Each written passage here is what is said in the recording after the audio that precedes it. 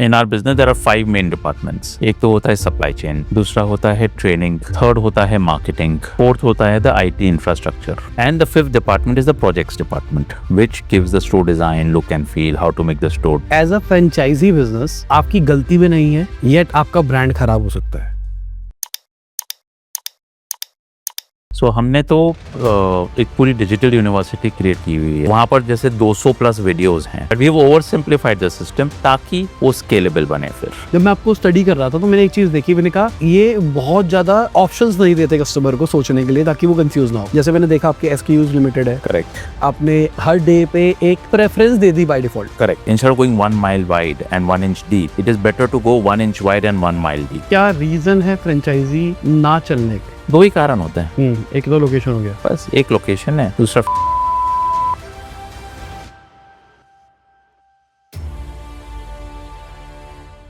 सबसे पहले मैं आपसे पूछना चाहूंगा, जंबो किंग को हम कैसे ट्रीट करें? ये एक ब्रांड है, ये एक फूड आउटलेट है, ये एक फ्रेंचाइजी सिस्टम है, क्या है? जब शुरुआत की थी franchising, so we had done a lot of research के फ्रेंचाइजिंग होती क्या चीज़ है, करते किस तरीके से हैं लोग। वी वांटेड टू अंडरस्टैंड के is there a good way and a bad way to franchise. So हमने देखिए कौन कौन फ्रेंचाइज कर रहे हैं, क्या प्रोसेसेस, क्या सिस्टम्स हैं, उनके क्या कायदे कानून हैं, and we realise that the best, most successful, most scaled up franchisee जो हैं वो US से आती हैं। सो इससे चलो गुड, अगर मुझे बैटिंग ही सीखनी है और Virat Kohli is the best, so then I might as well go and observe him and learn from him rather than observing 10 people.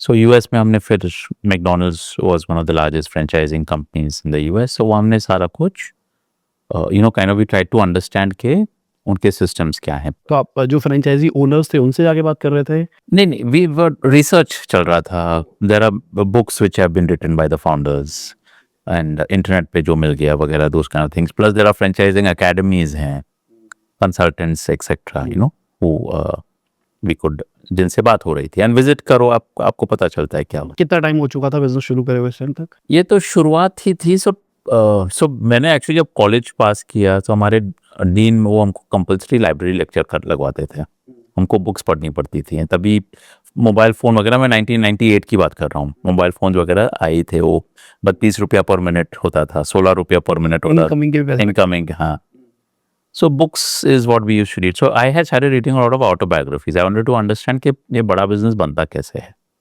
right? What is it? वो सोच किस तरह से आती है, एंड आप फिर वो लोगों के बारे में रीड करोगे, आपको पता चलेगा कि what does it? Is it that उनके पास बहुत पैसे थे या वो कोई सही मार्केट में बैठे थे कि पर वो जब रीड करने से देखा कि यार सबकी हालत मतलब टफ ही थी। No one was believing them when they started. All of them had to go against the grain and prove their own point, and that is why they became large businesses. So Jumbo King भी शुरुआत उसी तरीके से हुई थी when we were looking at food में कुछ create करना है, and franchising came as a very nice option because अभी शुरुआत में पैसे नहीं थे to put up a lot of stores. So we are like चलो franchising करके देखते हैं and let us see if we can make a meaningful business. Then मैं I'll cut to today. आज हम 2026 में बैठे हैं. So any food entrepreneur, तो in our business there are 5 main departments. एक तो होता है supply chain, दूसरा होता है training for the staff, third होता है marketing, फोर्थ होता है the IT infrastructure, POS system, loyalty program etc. जो भी आपको सॉफ्टवेयर चाहिए होता है to be able to run the business, track your sales, see pilferage कहाँ हो रही है, food cost क्या आ रहा है. And the fifth department is the projects department, which gives the store design, look and feel, how to make the store look nice at best cost, plus what materials you can use ताकि आपका repair and maintenance कम रहे. So ये जो 5 चीज़ें हैं, these are what we kind of call the Jumbo King system. ठीक है। So जो भी फ्रेंचाइजी हमारे साथ जुड़ता है, he joins us because he gets access to these 5 systems that we have created. ठीक है, तो यहाँ पे एक प्रॉब्लम निकल के आती है। एज अ फ्रेंचाइजी बिजनेस आपकी गलती भी नहीं है, येट आपका ब्रांड खराब हो सकता है। Okay. ऑपरेशन लेवल पे कहीं पे खराब आ सकता है, सप्लाई चेन पे इश्यूज आ सकते हैं, प्रोडक्ट क्वालिटी में इशू आ सकते हैं, जो आउटलेट कुछ कर रहा है वहां पर कुछ आ सकता है, तो उसको कैसे कंट्रोल किया जाता है? It is easily done now because आपको ये देखना है, so that's why training and development ना ये डिपार्टमेंट इस से जुड़ा हुआ है ऑडिट डिपार्टमेंट। सो हमने तो एक पूरी डिजिटल यूनिवर्सिटी क्रिएट की हुई है, इट्स कॉल्ड जम्मू की यूनिवर्सिटी, हम शॉर्ट में जेके यूनिवर्सिटी बोलते हैं। यानी वहाँ पर जैसे 200 प्लस वीडियोस हैं on every aspect of the business. Burger कैसे बनाना है, सॉफ्टी के 2.5 swirl आने चाहिए, थिक शेक किस तरीके से बनाना है, देन क्लीनिंग कैसे करना है इक्विपमेंट्स का, कोक मशीन रात में क्लीन कैसे होगी, सॉफ्टी मशीन कैसे क्लीन होगी। So all these videos have been created right and have been put over the digitally, जो एक्सेस सब स्टोर्स को दिया जाता है, सारे फ्रेंचाइजीज को, to train their staff.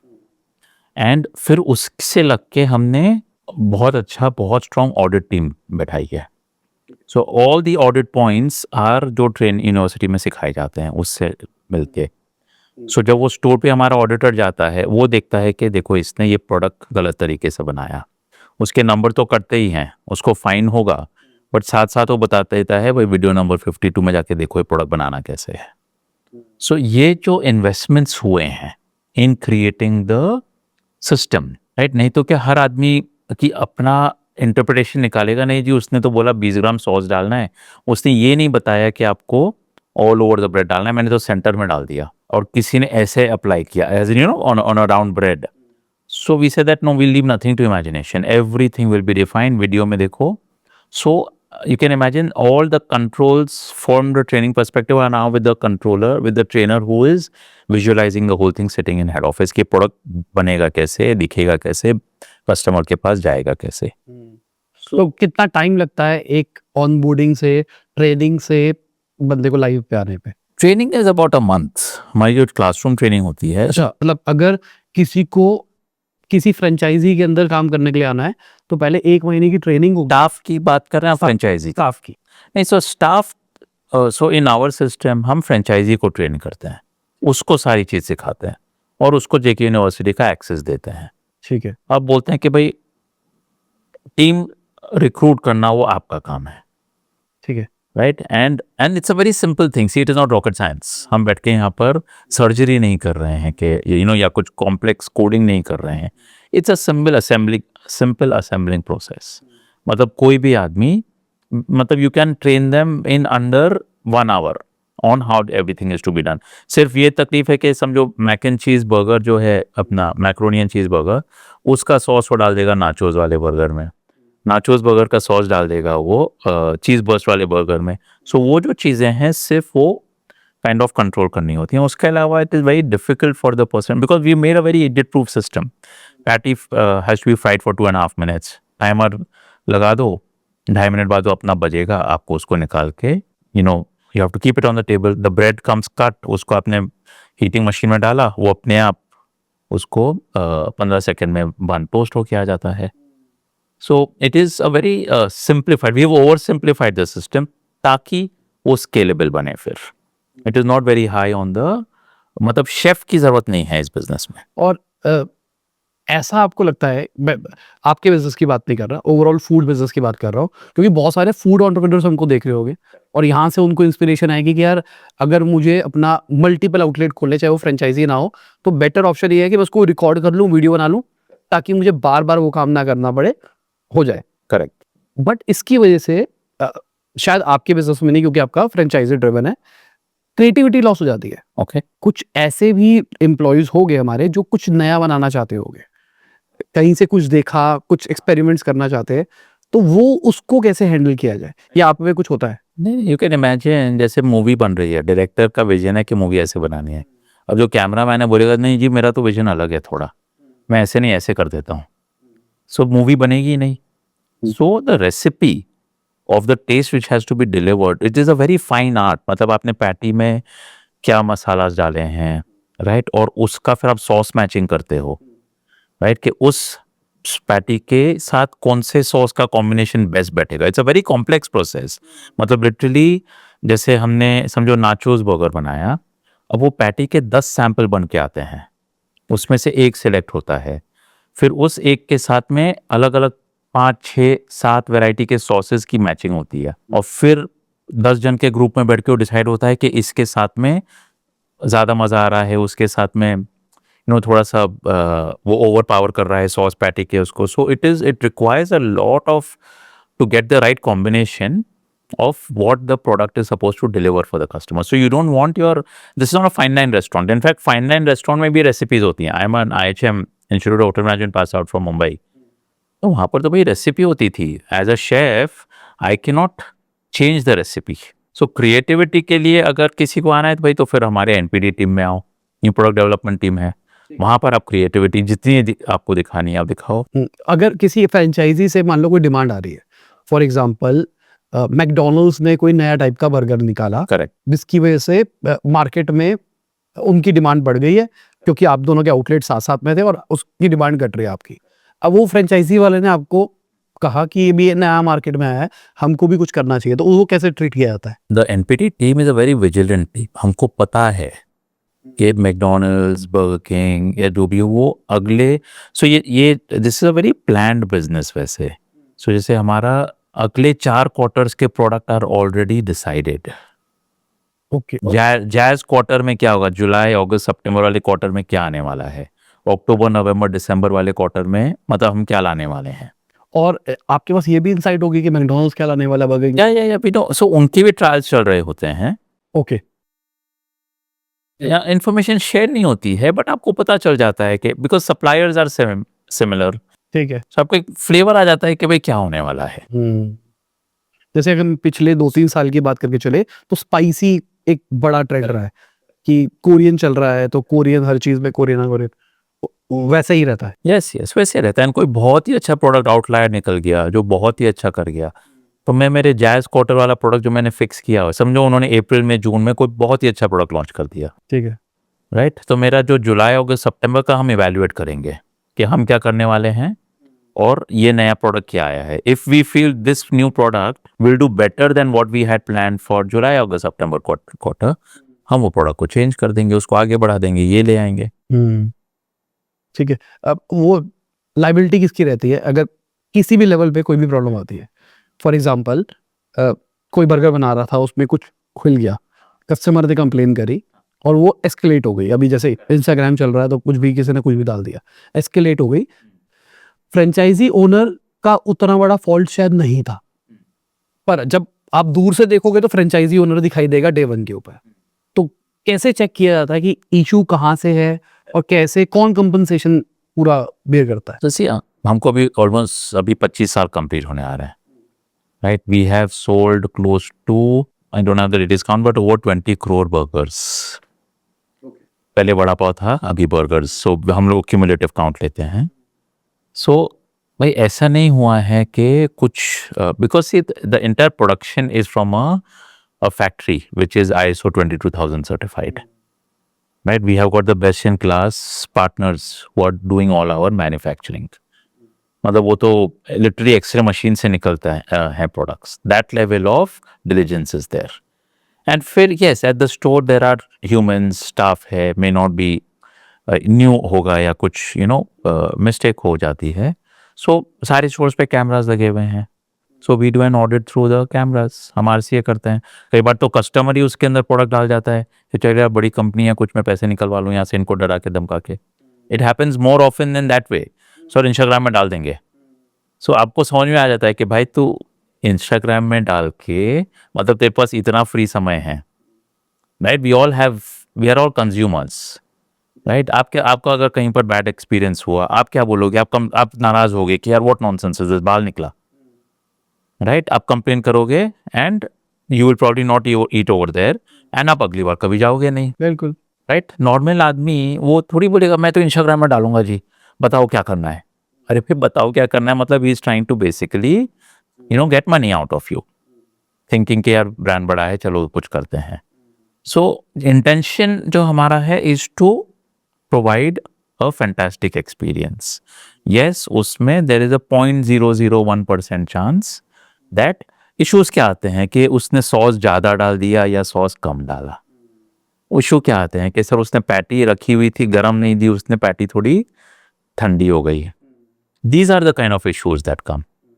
Right. उसने बोला था कि भाई प्याज मत डालना, उसने डाल दिया. Right. So these are the kind of मैं आपको एक लाइव एग्जांपल बताता हूँ अपना. मैकडोनल्ड्स के फ्राइज मुझे बहुत पसंद है. ओके. रोहिणी का एक आउटलेट है, मॉल के अंदर ही है, मेन रोड पे है, बर्गर किंग वगैरह सब आसपास है उसके।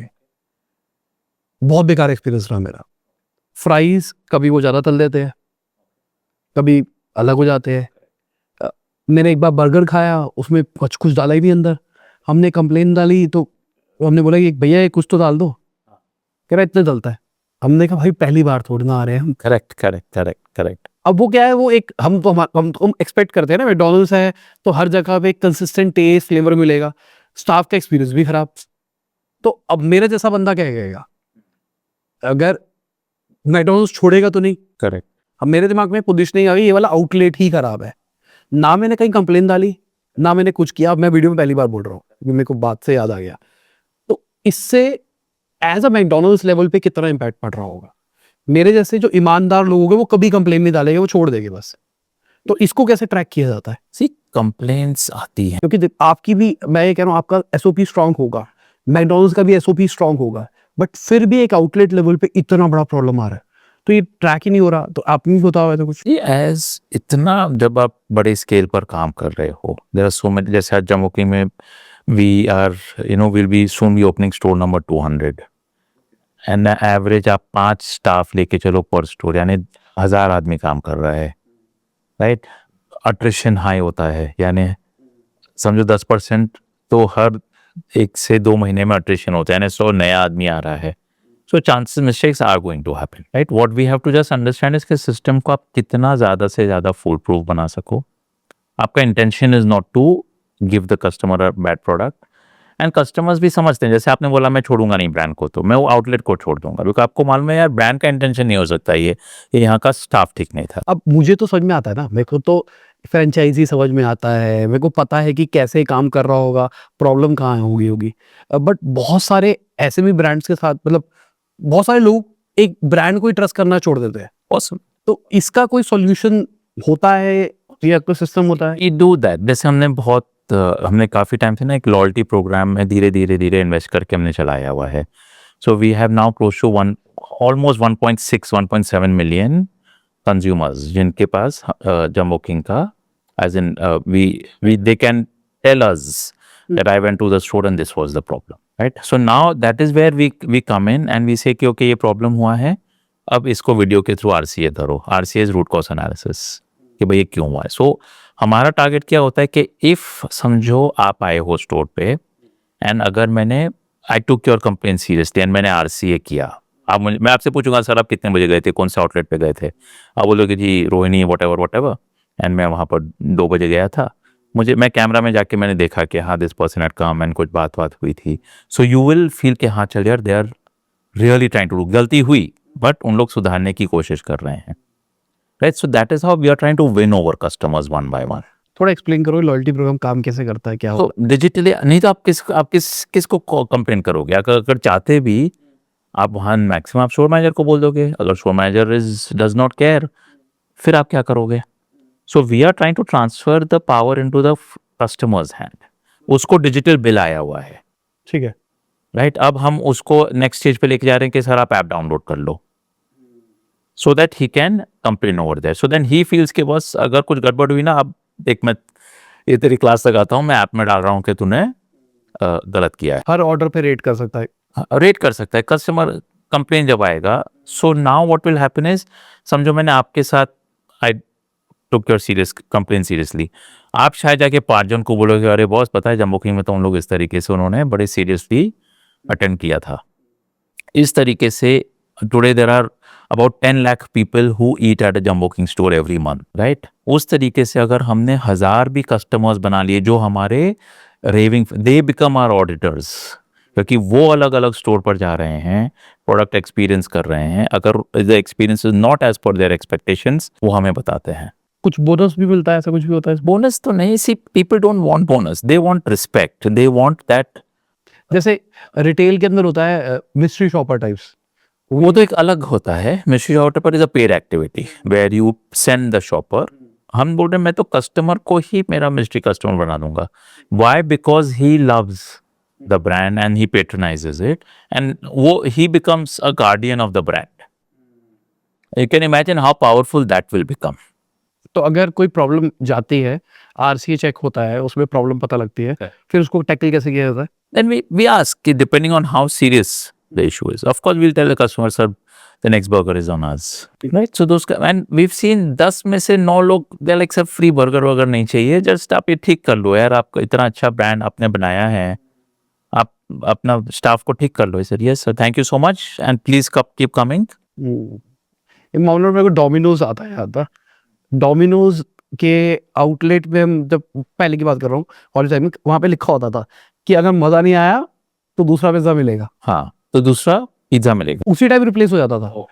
और मतलब जैसे हम फ्रेंड्स खाने के लिए जाते थे, चीज़ बस ऑर्डर किया, कभी चीज़ बस नहीं निकला, मतलब ये मान लो उनकी मिस हैंडलिंग हुई है, कुछ भी हुआ, हमने कंप्लेन डाला, वो चेक भी नहीं करते थे, कह रहा सर ये भी रख लो, ये लो एक और। अब तो मुझे पता नहीं उस लेवल का होता है या नहीं होता, एब्सोल्युटली। बट उस टाइम और उन्होंने विन कर लिया इस हरकत की वजह से। और सिमिलरली आप भी यही कह रहे हो कि एक बार किसी के साथ में एक्सपीरियंस आ गया तो ट्रस्ट करेगा, वो ट्रस्ट करेगा और वो 2 जन से लड़ेगा कि अरे भाई मैं खाता हूँ, वहाँ पे ऐसा नहीं हो सकता है, अगर कोई और कंप्लेन कर रहा होगा। So this is how you slowly create goodwill.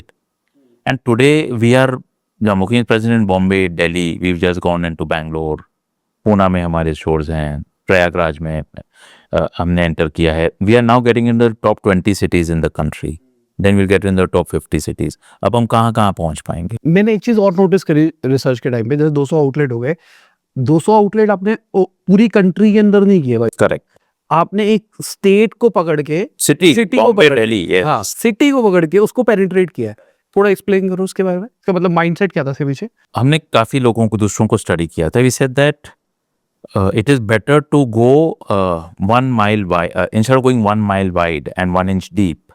It is better to go 1 inch wide and 1 mile deep because आप economies of scale build कर रहे हो। आज बॉम्बे में 100 स्टोर लगाने में of course जान kind of बहुत मुश्किल होती है, rents are very high, but उसको करते करते करते सिस्टम इतना इवॉल्व हो गया। एक ही फैक्ट्री से सीधा चला जाएगा सामान, सेंट्रलाइज किचन से वो आसान रहेगा।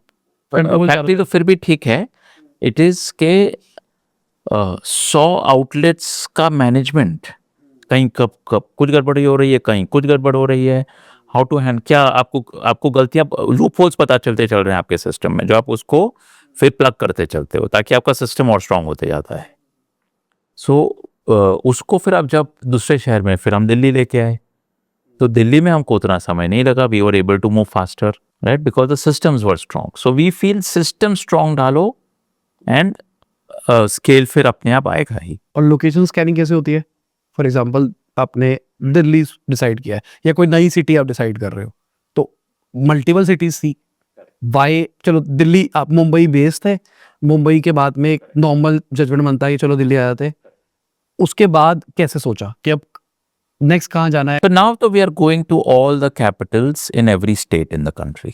मतलब राजस्थान में जयपुर, गुजरात में अहमदाबाद, ठीक है, सो हर तमिलनाडु में चेन्नई, वेस्ट बंगाल में कैलकाटा। डिसाइड कब करोगे कि एक दूसरी सिटी में मूव करना है? जब एक सिटी के अंदर 10-15 आउटलेट्स हो जाएगी या फिर या एक में एक खोला तभी दूसरा में शुरू? नहीं नहीं, हर शहर में 10-10 आउटलेट, बड़े वाले शहर में 10-10 आउटलेट डालेंगे, because we also want to check कि कुछ डिफरेंस है क्या in terms of taste preferences.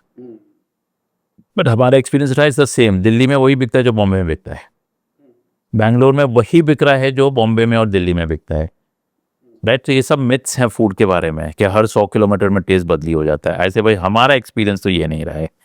हमारा तो एक्सपीरियंस ये रहा है दैट इनफैक्ट आप ये आप शेयर विथ यू, हमने अभी दुबई में स्टोर खोला है इस दिसंबर में। अनफॉर्चुनेटली ये वॉर वगैरह चल रही है, बट दुबई में भी वही प्रोडक्ट सेल हो रहे हैं जो बॉम्बे में सेल होते हैं। Can you imagine? ये क्या इसलिए हो रहे हैं, मतलब ये आप कभी रिसर्च करें कि फॉर एग्जांपल कोई मुंबई बेस्ड था, अब वो बैंगलोर माइग्रेट कर गया, हाँ, जब वो गया तो उसने देखा अरे यहाँ पे आ गए, तो उसने वहाँ खाया और अपने 10 दोस्तों को लेके गया, उनको खिलाया, और वो कहीं ना कहीं उसका नॉस्टैल्जिया था, उसके चक्कर में वो वहाँ का भी वही सेम प्रेफरेंस कर रहा है जो वो करता था। ये बहुत कम कारण, one of the reasons is that, the other reason is जो भी प्रोडक्ट फ्राइडे सैटरडे, हमारे जो 7 बर्गर्स हैं, हमने हर एक को अलग अलग दिन पे हम प्रमोट करते हैं। We give a special offer, जैसे वो स्पेशल्स नहीं होते थे कॉलेज कैंटीन वगैरह में, आज का स्पेशल ये है, आज का स्पेशल वो है, एंड आदमी पूछता था कि भाई आज का स्पेशल क्या, वो ही ला दे। सो हमने उस कॉन्सेप्ट पे ये 7 अलग अलग बर्गर्स पे हर एक पे अलग अलग दिन, एक मंडे के दिन, एक ट्यूसडे के दिन हम ऑफ देते। We call it the JK of the day, Jumbo King of the day, which is now meal of the day. So meal of the day tends to be the highest selling on that day. And we've seen Friday, Saturday, Sunday पे जो products होते हैं, they sell the highest because लोग बाग उस दिन बाहर ज़्यादा आते हैं, खाते ज़्यादा हैं, right? Eating outside of home becomes a predominant thing.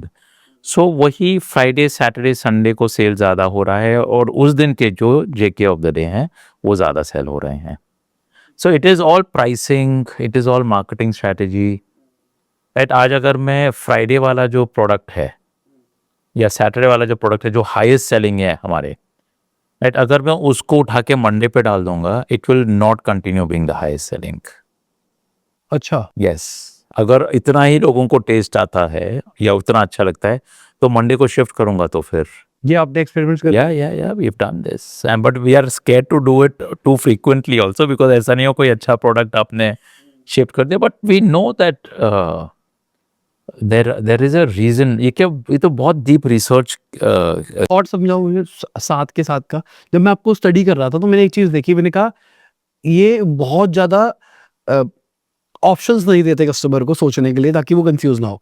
जैसे मैंने देखा आपके SKUs लिमिटेड है, करेक्ट, आपने हर डे पे एक preference they the by default. Correct, for example जब हम खाने के लिए जाते थे, भैया क्या क्या, भाई ले आ, अब मुझे पता है क्या चाहिए मुझे, मैंने सीधा बोला भाई आज ये ले आ, आज ये ले आ, तो उससे क्या होता है, कंफ्यूजन दूर होती है और हम एक जगह पे making a choice becomes easy. हाँ, तो मैंने ये जब स्टडी किया तो मैंने ये चीज समझी। करेक्ट, बट मुझे अभी आप बता रहे हो कि हर डे भी प्लान्ड है, ऐसा कैसे, मैं थोड़ा समझाओ, क्योंकि सारे दिन वेज है, ये भी नहीं है कि नॉन वेज है तो मंगलवार को हम ये नहीं करेंगे, करेक्ट, एब्सोल्युटली. नहीं, so we are a vegetarian chain, तो मेरे को सातों के सातों दिन का जो मेन्यू है, जो मील ऑफ द डे है, उसको थोड़ा एक्सप्लेन करो कि मंडे को ऐसा क्यों किया.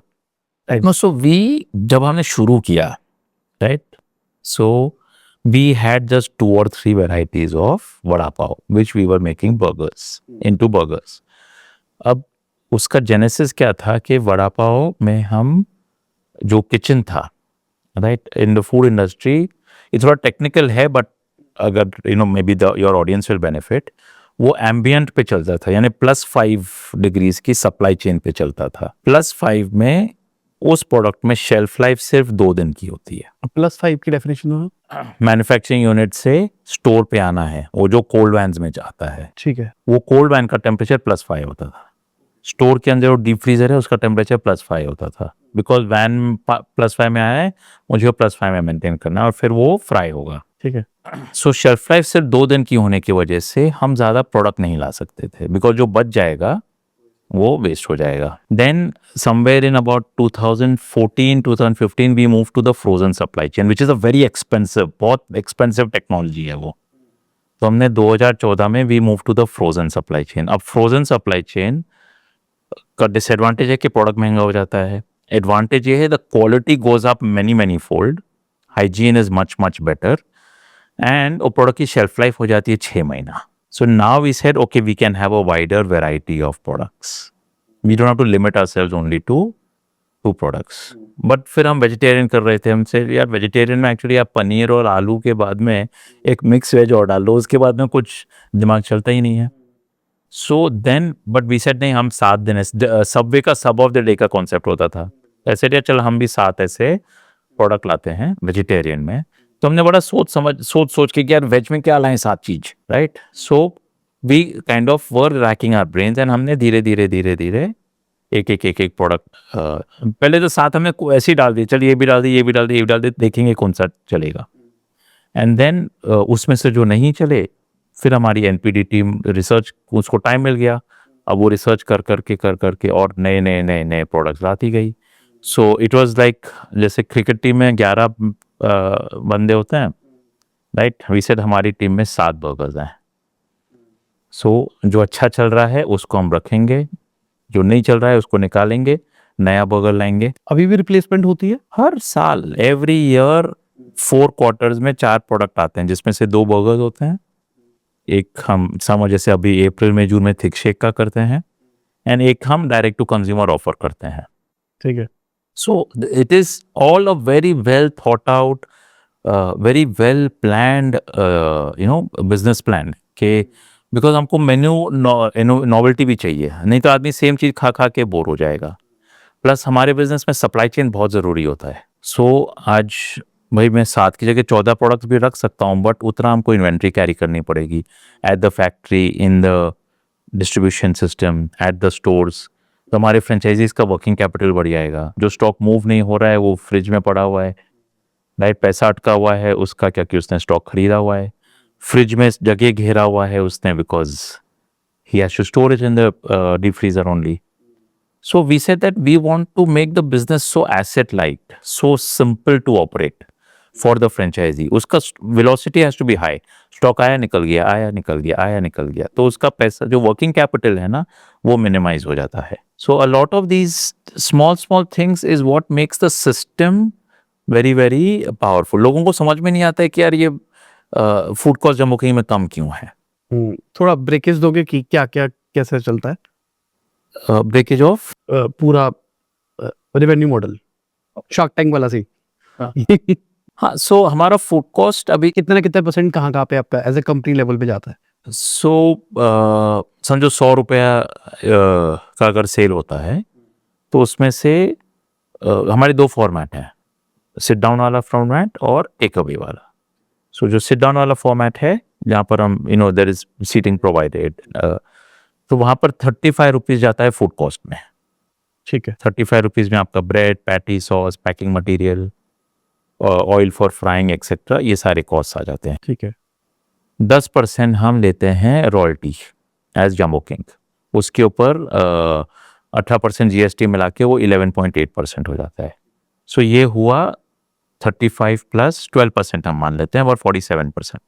53% मार्जिन फ्रेंचाइजी को मिलना चाहिए, पर वो वेस्टेज होता है, कभी सॉस ज़्यादा डल गया, कभी कुछ कोक गिर गया एक्सेट्रा. तो अबाउट 1-2% वेस्टेज निकाल के बिटवीन 50 to 52% ग्रॉस मार्जिन जाता है फ्रेंचाइजी के पास में. ठीक है. और उसमें से एक्चुअली बाकी जगहों पे कितना खर्चा आ जाता है रेंट की बात करके? So rent is the big component. Rent should be between 10 to 15%. ठीक है. Operating cost should be another 10 to 15%. सो वो स्टोर जैसे जैसे एज होता है, जैसे जैसे बिल्ड होता है, उसका सेल बढ़ते चला जाता है. मेरा rent is going to remain that much or will increase by 5% every year, but my sale can go up by 10%, 20% each year. And my operating cost also, अगर 5 बंदे रखने हैं तो 5 आदमी लगने हैं, right? So we are able to then get more and more efficiency out of that store as the sale goes up. कब तक ब्रेक इवन आता है आउटलेट का स्टोर लेवल पे? See, normally a store costs about 35 lakhs to put up. We tell people that, so we have very stringent criteria for जिसको हम franchise देते हैं. So first of all, we say that this is not a part-time business, right? आप पैसा डाल दोगे 35 लाख रुपया और मैनेजर खड़ा करके आप चले जाओगे अपना जो दूसरा काम करते हो, तो वो जम्बो किंग में मत करना. ठीक है. Right? This is a FAQ, frequently asked question for me. I say that we have created a gym. आपने आके जिम में मेंबरशिप ले ली है, राइट, यानी आपने स्टोर डाल दिया है. अब आप बोलोगे सर मैंने मेंबरशिप ले ली, अब मेरा 6 पैक निकल के आना चाहिए. वो नहीं होने वाला है. आपको जाके वहाँ पर मेहनत करनी पड़ेगी. The gym instructor will tell you कि सर ये करो, ये करो, ये करो. You will have to sweat it out, right. उसने एक करिकुलम बनाया हुआ है कि सर अब ये एक्सरसाइज करोगे, ऐसे ऐसे ऐसे खाना खाओगे तो आपका your health will improve. The franchising system works exactly like that. लोगों को लगता है बस पैसे डालते अब तो क्या सिस्टम काम करेगा, मुझे क्यों काम करना है, which is for according to us a myth. So we say कि भाई हमको अगर इंडिया में समझो 1000 स्टोर डालने हैं, we don't want to work with 1000 franchisees. हमको तो सिर्फ 200 लोगों के साथ काम करना है जो 4-4, 5-5, 6-6 स्टोर डालेंगे. बिकॉज हमने बिजनेस को इतना ओवर सिंप्लीफाई किया हुआ है that एक आदमी एक स्टोर कैसे चलाना है ना, वो बहुत आसानी से सीख जाएगा in the first 3 months 6 months, right. और फिर वो देखेगा कि कंपनी ने मुझे क्या क्या कमिटमेंट किया था पूरी कर रही है कि नहीं, राइट. हम देखते हैं कि भाई उसने कमिटमेंट किया था कि मैं फुल टाइम रहूँगा, वो फुल टाइम दे रहा है या उसने स्टोर डाल दिया और फिर अपने छोटे भाई को काम पे लगा के कहीं और चला गया, राइट? या फिर कोई लोग अपने वाइफ को भिजवाते थे कि भाई आप जाके देख लो, 2 घंटा सुबह 2 घंटा शाम में.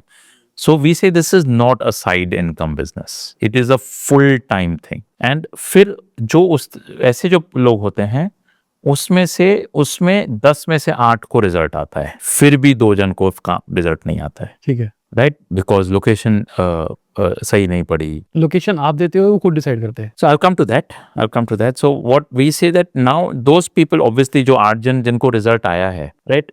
They will be happy to put a second store.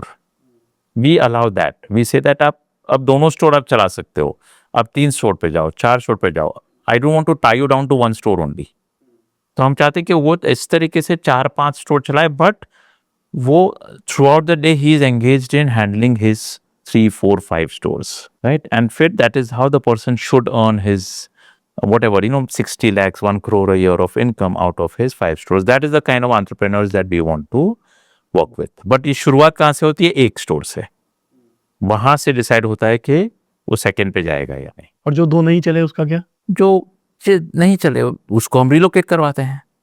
विषय बस नहीं चला भाई, आज कोई लोकेशन अगर नहीं चलती है, नाम तो कंपनी का खराब होता है. People will say what was यहाँ पर जम्बो किंग नहीं चला, right? So for us it is a very very big loss. So we say that okay, no problem. At least franchisee ने फ्रेंचाइज फी भरी हुई है हमारी, उसने इक्विपमेंट खरीदा हुआ है, राइट? अब रिलोकेशन का कॉस्ट क्या आएगा? वो जो 8 से 10 लाख रुपया उसको फिर से नए स्टोर में लगाना होगा. सो वी से दैट वो इन्वेस्टमेंट आपको करना होगा, and we will give you a royalty waiver for the first 6 months to 1 year, ताकि एटलीस्ट आपको थोड़ा सा उसमें काइंड ऑफ राहत मिले कि ठीक है, the business does not work. It was, we don't want to get into a fault finding thing कि आपने गलत किया या मैंने गलत किया. इससे नहीं चला वो. लोकेशन कौन देगा? सो लोकेशन के लिए we have a very large team, is the real business development team जो है हमारी, right? So we are constantly scouting out for looking out for properties. हम प्रॉपर्टी आइडेंटिफाई करते हैं, नेगोशिएट करते हैं, और वो फिर हम फ्रेंचाइजी को सजेस्ट करते हैं. बिकॉज ये बिजनेस में location is the most important thing. So some of the brands I feel they are lazy, they say के सर लोकेशन आप ले आइए. अब देख भाई, वो फ्रेंचाइजी नया है, उसको समझ ही नहीं है. वो क्या करेगा? वो मार्केट में जाके सबसे सस्ती प्रॉपर्टी लाके बोल देगा सर ये अवेलेबल है, कर लो. So but we do the hard work of getting into the market, use all our experience. Because भाई जो स्टोर हम ये देखते हैं, जो हमारा स्टोर चल रहा है वो क्यों चल रहा है, right? What are the attributes in that property. वो हमको उस तरह की प्रॉपर्टीज और ढूंढनी है. और जो स्टोर नहीं चले वहां से हम सीखते हैं क्या नहीं करना है, उस तरह की प्रॉपर्टीज को हमको अवॉइड करना है इन द फ्यूचर. सो ये जो इतने सालों का जो लर्निंग है, एक्सपीरियंस है, this is what we want to use to finalise the next property that we do, जिसका बेनिफिट ऑब्वियसली फ्रेंचाइजी को मिलता है. तो क्या रीजन है फ्रेंचाइजी ना चलने के? 2 ही कारण होते हैं. एक तो लोकेशन हो गया, बस एक लोकेशन है, दूसरा फ्रेंचाइजी एब्सेंटी ओनर. इसके अलावा कोई तीसरा कारण नहीं. मतलब वो ध्यान नहीं दे रहा है, और वहां पर वो स्टोर पे 30,000 का सेल आना चाहिए पर 20,000 आ रहा है, बिकॉज स्टाफ वहां पर बदमाशी कर रहा है. अभी कुछ पॉपुलर फ्रेंचाइजी कंपनीज थी जिनको यूट्यूब पे बहुत ज्यादा वीडियोस बनाई. ओके, बहुत ज्यादा वीडियोस बनी, ओके, चाय वाले थे या कुछ थे, तो उन सबकी वीडियोस बनी कि इन्होंने ये कर दिया, नेगेटिव पब्लिसिटी. तो आपके हिसाब से क्या फॉल्ट था? क्या लोकेशन फॉल्ट था या मिस कमिटमेंट फॉल्ट था? क्या आप कमिट करते हो कि हम इतना रेवेन्यू ला देंगे, इतना टाइम पे आपको आपका पैसा वापसी मिल जाएगा टाइप्स वाला? सी दीज आर ऑल, ये सब गलतियां हैं जो लोग करते हैं. हमारे we don't do this kind of thing. We tell the franchisee के भाई आप शॉप देख रहे हो, मैं भी शॉप देख रहा हूँ, मेरे पास एक्सपीरियंस है, तो मैं बता रहा हूँ कि यहाँ पर 20,000 का सेल आएगा. अब now we tell our team के बस यू कैन गो वहां पर ना, you can go off by 10%, you can go off by 20%. कई बार आप ने स्टोर चालू किया, उसको वो ऑप्टिमम लेवल पे पहुंचने में 3 महीने लग गए, 6 महीने लग गए, कभी कभी साल भी लग जाता है, right? This is going to happen in business. No one, not even McDonald's can predict के उसके हर स्टोर में इतना सेल आएगा. Not even Domino's can predict के उसके हर स्टोर में इतना सेल आने वाला है. तो क्या फ्रेमवर्क है? फॉर एग्जांपल कोई एक रेस्टोरेंट ओनर अभी हमको देख रहा है, उसका एक आउटलेट उसने क्रैक कर दिया, ओके, अब चाह रहा है वो फ्रेंचाइजी ले, बनाना है, कुछ करना, तो क्या करे क्या ना करे, किस चीज पे ध्यान दे? तो सी मैंने जो 5 डिपार्टमेंट बताए थे आपको, right, all of those departments will have to get created. Order कुछ है?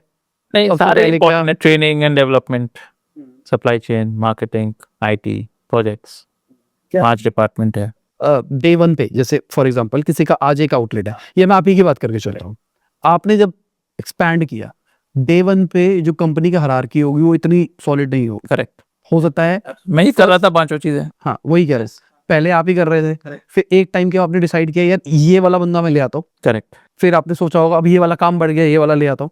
वो ऑर्डर क्या है और कब वो डिसाइड करना है कि हाँ अब मैं छोड़ के किसी और को दूं? सी ये सारे ही डिपार्टमेंट्स एक साथ में आते हैं। फर्क कहाँ पर आता है इज आप जूनियर लोगों के साथ काम कर, राइट, यानी सप्लाई चेन में आपको किसी को रखना ही पड़ेगा to coordinate, but maybe you will pay that person only 25,000 rupees salary, right. आपको ट्रेनिंग में किसी ना किसी को तो रखना ही पड़ेगा, राइट। सो आप उसको सैलरी कम दोगे। अब जैसे जैसे सिस्टम ग्रो होएगा, right, today I can afford to keep someone at 2 lakh rupees a month, because volume भी उस तरह से ग्रो हो गई है। फर्क वहां पर आता है। इट इज नॉट के एक डिपार्टमेंट पहले आएगा, दूसरा 6 महीने बाद आएगा, तीसरा 6 महीने बाद आएगा, ऐसे नहीं होता है। आएंगे तो सारे के सारे इकट्ठे ही। It is just the quality of people you are able to get for that department, right, वो आपका वेरी करेगा। एंड फिर जहां पर आपको ज्यादा दिक्कत आ रही है, कौन सा डिपार्टमेंट सबसे ज्यादा प्रोन है फटने के? All of them. क्योंकि मुझे ऐसा लगता है कि शायद मैं मार्केटिंग बैकग्राउंड से आता हूँ, तो मुझे ऐसा लगता है मार्केटिंग कोई इतनी बड़ी चीज नहीं है। अगर मैं आउटलेट लेवल पे बात करके चलूँ तो शायद वो हर 10-15 आउटलेट हो जाएगा, तब शायद आपको सोचना पड़ेगा। बट सप्लाई चेन एक बड़ा, जितने नंबर ऑफ स्टोर्स बढ़ते चले जाएंगे उतनी टेंशनें बढ़ती चली जाएगी। करेक्ट। सो सी एवरी फूड एंटरप्रेन्योर भी जो घुसता है ना फूड बिजनेस में, उसकी स्ट्रेंथ अलग होती है। हाँ, किसी की रेसिपी बहुत स्ट्रांग है, किसी का सर्विस बहुत स्ट्रांग है, किसी की लोकेशन उसको मिली हुई है पहले से, वो बहुत स्ट्रांग है। कोई बोलता है सर डिजिटल मार्केटिंग में तो मैं एकदम किंग हूँ। किसी कुंडली में इतने अच्छे लोग हैं। सो सबका स्ट्रेंथ अलग अलग है। So there is no one answer fits all, ठीक है। right? So food business is tough, it requires time, it requires patience. सबसे बड़ी लोग जो गलती क्या करते हैं, अरे यार इसके 200 स्टोर हो गए, मैं फटाक से अभी 200 डाल दूंगा अगले 5 साल में। तकलीफ वहां आती है। ये जो जर्नी है ना, वो 1 से 10 स्टोर की अलग होती है। एक्सप्लेन करो थोड़ा सा। सो 1 से 10 स्टोर पे जब आप जा रहे हो, तब आपका पहला स्टोर समझो अच्छा चल गया, now you are on a high, right. फिर आप सेकंड शो डालते हो, थर्ड शो डालते हो, फोर्थ शो डालते हो।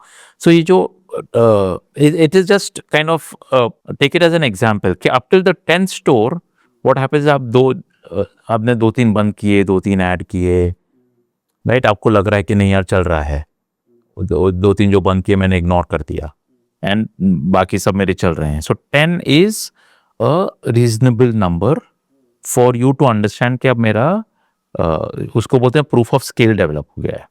पहले आता है प्रूफ ऑफ कॉन्सेप्ट, एक स्टोर चलाया, अब आप फिर प्रूफ ऑफ स्केल डेवलप करते हो जहां पर आप 10 स्टोर तक आते हो। आपने 10 स्टोर सक्सेसफुल कर लिया, आपको लगता है कि अब तो मैंने बस दुनिया जीत ली, अब तो मैं 1000 स्टोर डालूंगा। ये जो 10 से 100 की जर्नी है ना, इज द मोस्ट पेनफुल, क्योंकि 10 से 100 में आप ही मार्केटिंग हेड हो, आप ही सप्लाई चेन हेड हो, आप ही ट्रेनिंग हेड हो, राइट, आप ही आईटी हेड हो, सारे डिसीजंस आप ले रहे हो। आप ही बैठ के बोलते हो प्रोजेक्ट्स में यार ये ऐसे कर, ये साइन इधर लगा, ये लाइट इधर लगा, आप ही कॉन्ट्रैक्टर से नेगोशिएट कर रहे हो, नहीं इतना नहीं इतना होगा।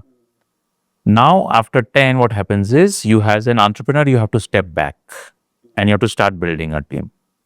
पर उतने पैसे नहीं आए हैं कि आप 2 लाख रुपए महीना देने वाले हो हर एक डिपार्टमेंट के हेड को। So you are working with junior people और बिजनेस ग्रो हो रहा है, right. So what happens is 11, 12, 13, 14 store, ये लाइक यार सब सही चल रहा था, अभी सडनली चीजें बदल गई, गड़बड़ होने लगी हैं, because there is a junior person who is trying to solve day to day problems, and as they are growing to the 20th store, 30th store, 40th store, going into different cities, right. तो complexity और एकदम अलग हो गई। Plus आप salaries दे रहे हो तो अभी आपको ग्रो भी करना है फास्ट। वर्स्ट इज अगर आपने कोई वीसी या प्राइवेट इक्विटी से पैसा उठा लिया है, आपने उनको लंबी लंबी कहानी सुनाई है कि सर मैं तो जी 100 स्टोर डाल लूंगा 5 साल में, इतनी वैल्यूएशन होनी चाहिए, आपने पैसा उठा लिया मोटा। अब वो बोलता है कि सर आपने बोला था यहाँ पे आप करो ये execution. So now you are on this horse, right, which you can not get off. आपको तो स्टोर्स डाले जाने हैं। अब सिस्टम डल नहीं रहे हैं उस पेस से। तो सॉल्व क्या है, सॉल्व कैसे करें इसको? कुछ नहीं, डोंट ओवरकम इट। ये जो, और होगा ही 10 से लेकर 100 की जर्नी में मोस्ट ऑफ द पीपल जो सिस्टम क्रिएट करने की कोशिश करते हैं ना, वो वहां पर क्विट करते हैं। आप देखोगे नए ब्रांड आते हैं ना, 10 स्टोर तो धान धान धान धान धान डाल दिए, पता भी नहीं चला कहाँ हुआ। उसके बाद वो फिर द एंटायर फाइट स्टार्ट्स। हम जिसको हायर कर रहे हैं, अब कैसे चेक करें कि क्या वो सही में सिस्टम बना सकता है या फिर फायर फाइटर है? See, it cannot be, it's like saying जो मैथ्स का टीचर 5th स्टैंडर्ड के बच्चे को बहुत अच्छे से पढ़ा सकता है, इज नॉट नेसेसरी कि वो मुझे मेरा इंजीनियरिंग वाला मैथ पढ़ा पाएगा। It's a different professor, right. And वो इंजीनियरिंग का जो मैथ सिखा रहा है, आप उसको बोलोगे 5वीं के बच्चे को पढ़ा, वो बोर हो जाएगा, बोलेगा कि यार ये क्या है। So depending on what stage your business is, there is a different right person for that role. तो सीनियर्स बेसिकली लेके आ। हाँ, आप एक सर्टेन स्केल पे आपने समझो डिसाइड कर भी ला कि मुझे 2 लाख रुपए सैलरी देनी है, और आपने किसी को ले आया सप्लाई चेन ऐड करने के लिए। अब स्टोर है खाली 10, वो आदमी वहां पर बोर हो जाएगा, बोलेगा कि इधर काम ही नहीं है। और 3 महीने में आपको ही वो खटकने लगेगा कि यार ये तो बैठे रहता है दिन भर, हिल से सर मैं करूँ क्या। मैं जहाँ पर हैंडल कर रहा था वहाँ 200 स्टोर थे, आपके 10 ही स्टोर हैं, आप डालो स्टोर फटाफट, वॉल्यूम बढ़ेगा, I am ready to handle it, but आपका वॉल्यूम ही छोटा है। ठीक है। So you can not fast track through all of these things, it takes time. मतलब 10 तक तो खुद किया, अगर मैं एक फ्रेमवर्क टाइप से बात करके चलो, 10 तक अगर कोई एक्सपैंड करना चाहता है तो वो खुद से ही सोचे, कर सकता है, वो आराम से वो पहुंच सकता है, बिकॉज आपको सैलरीज नहीं देनी है बहुत ज्यादा। 10 से 20 तक में हेल्पिंग हैंड्स ले ले। नहीं, 10 से 100 का जो जर्नी है ना, ये चैलेंजिंग जर्नी होता है, बिकॉज ना ही मैं उतने पैसे ले पा रहा हूँ, और जूनियर्स के साथ जब मैं काम कर रहा हूँ तो सारे डिसीजन आ रहे हैं मेरे पास ही। मतलब अगर मैं 50 आउटलेट पे भी बैठा हूँ तो भी जूनियर्स है मेरे साथ, या तो Juniors, कोई सीनियर्स लेके आ बिकॉज गए। मुश्किल होता है, बिकॉज सिस्टम उतना ग्रो नहीं हुआ है कि मैं 2 lakh, see it's like saying there is a junior person से in supply chain at 50,000 rupees a month, हम एग्जाम्पल ले लेते हैं। अब जो सीनियर पर्सन है ना, they are at 5 lakh rupees a month. ठीक है। उसके बीच में जो हैं वो सारे सप्लाई चेन प्रोफेशनल्स भी ना वो जर्नी क्रॉस कर रहे हैं of being able to develop the skill set के मैं 1 टन पर मंथ की वॉल्यूम को हैंडल करता हूँ, 2 के मैं 1000 टन पर मंथ की वॉल्यूम को हैंडल कर सकता हूँ। सो हर प्रोफेशनल भी तो उस जर्नी से गुजर रहा है। ठीक है। So there is no simple answer to this, ठीक है। राइट। अब मैं 5 लाख की सैलरी तो कहाँ से दूंगा। अब थोड़ा सा परसेंटेज शब्द में मुझे बता कि मैं ये इस बात को भी समझ पाऊँ, कंपनी का कॉर्पोरेट एक्सपेंस कितना % होता है मेजर पूरे रेवेन्यू का, ताकि उससे भी मैथ समझ में आ जाएगी कि कितनी सैलरी देनी है। फॉर एग्जांपल, अगर हमारी कंपनी लेवल पे, मतलब मैं स्टोर का रेवेन्यू भी मान के चल रहा हूँ, या खाली कैसे देखा जाता है, कंपनी का रेवेन्यू देखा जाता है या फिर जो रॉयल्टी आ रही है उसको देखा जाता है? हाँ, तो मान लो कंपनी का रेवेन्यू आ रहा है हमारा 100 करोड़ रुपए, उस 100 करोड़ का कितना % मेरा कॉर्पोरेट रहेगा? नो, ऐसे it does not work that way, because आज समझो हम 125 करोड़ पे हैं एंड हमको जाना है 1000 पे, right. We want to get that in the next 5 years. तो अब मेरा पूरा बिजनेस प्लान मैंने उस तरीके से बनाया हुआ है कि मुझे हर साल पहले 100 स्टोर, फिर 150 स्टोर, फिर 200 स्टोर का पेस से ग्रो होना है। अब उस चीज के लिए मैं उस लायक की टीम को लेके आऊंगा फिर, ठीक है। राइट। सो ये जो आज मैं सोचूंगा मुझे परसेंटेज में जाना है, तो then I can't get hire those people. Today I will just think बस I don't want to make too much money, but I don't want to go negative. तो मेरा जो भी सरप्लस आता है उसको मैं डिप्लॉय करता हूँ to build a stronger team ठीक है। Which is capable of delivering this growth for me. And आजकल ऑल्सो व्हाट हैपेंस, लोगों के पास क्या होता है, they try to expedite this growth by getting private equity money.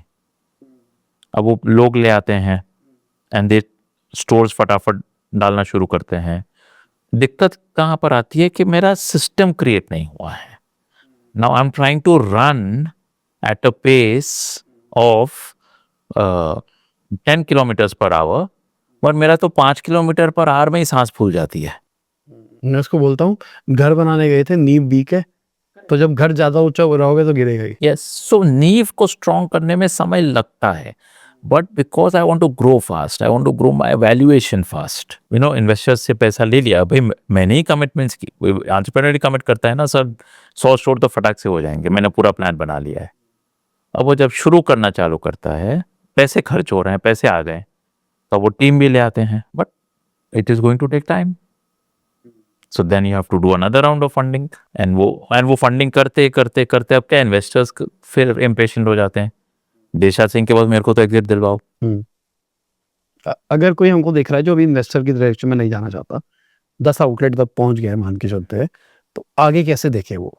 इसको भी 10 से 100 की जर्नी को टुकड़ों में बांट दे। टुकड़ों में, yes you are right, what he should do is he should look at doubling every 2 to 3 years.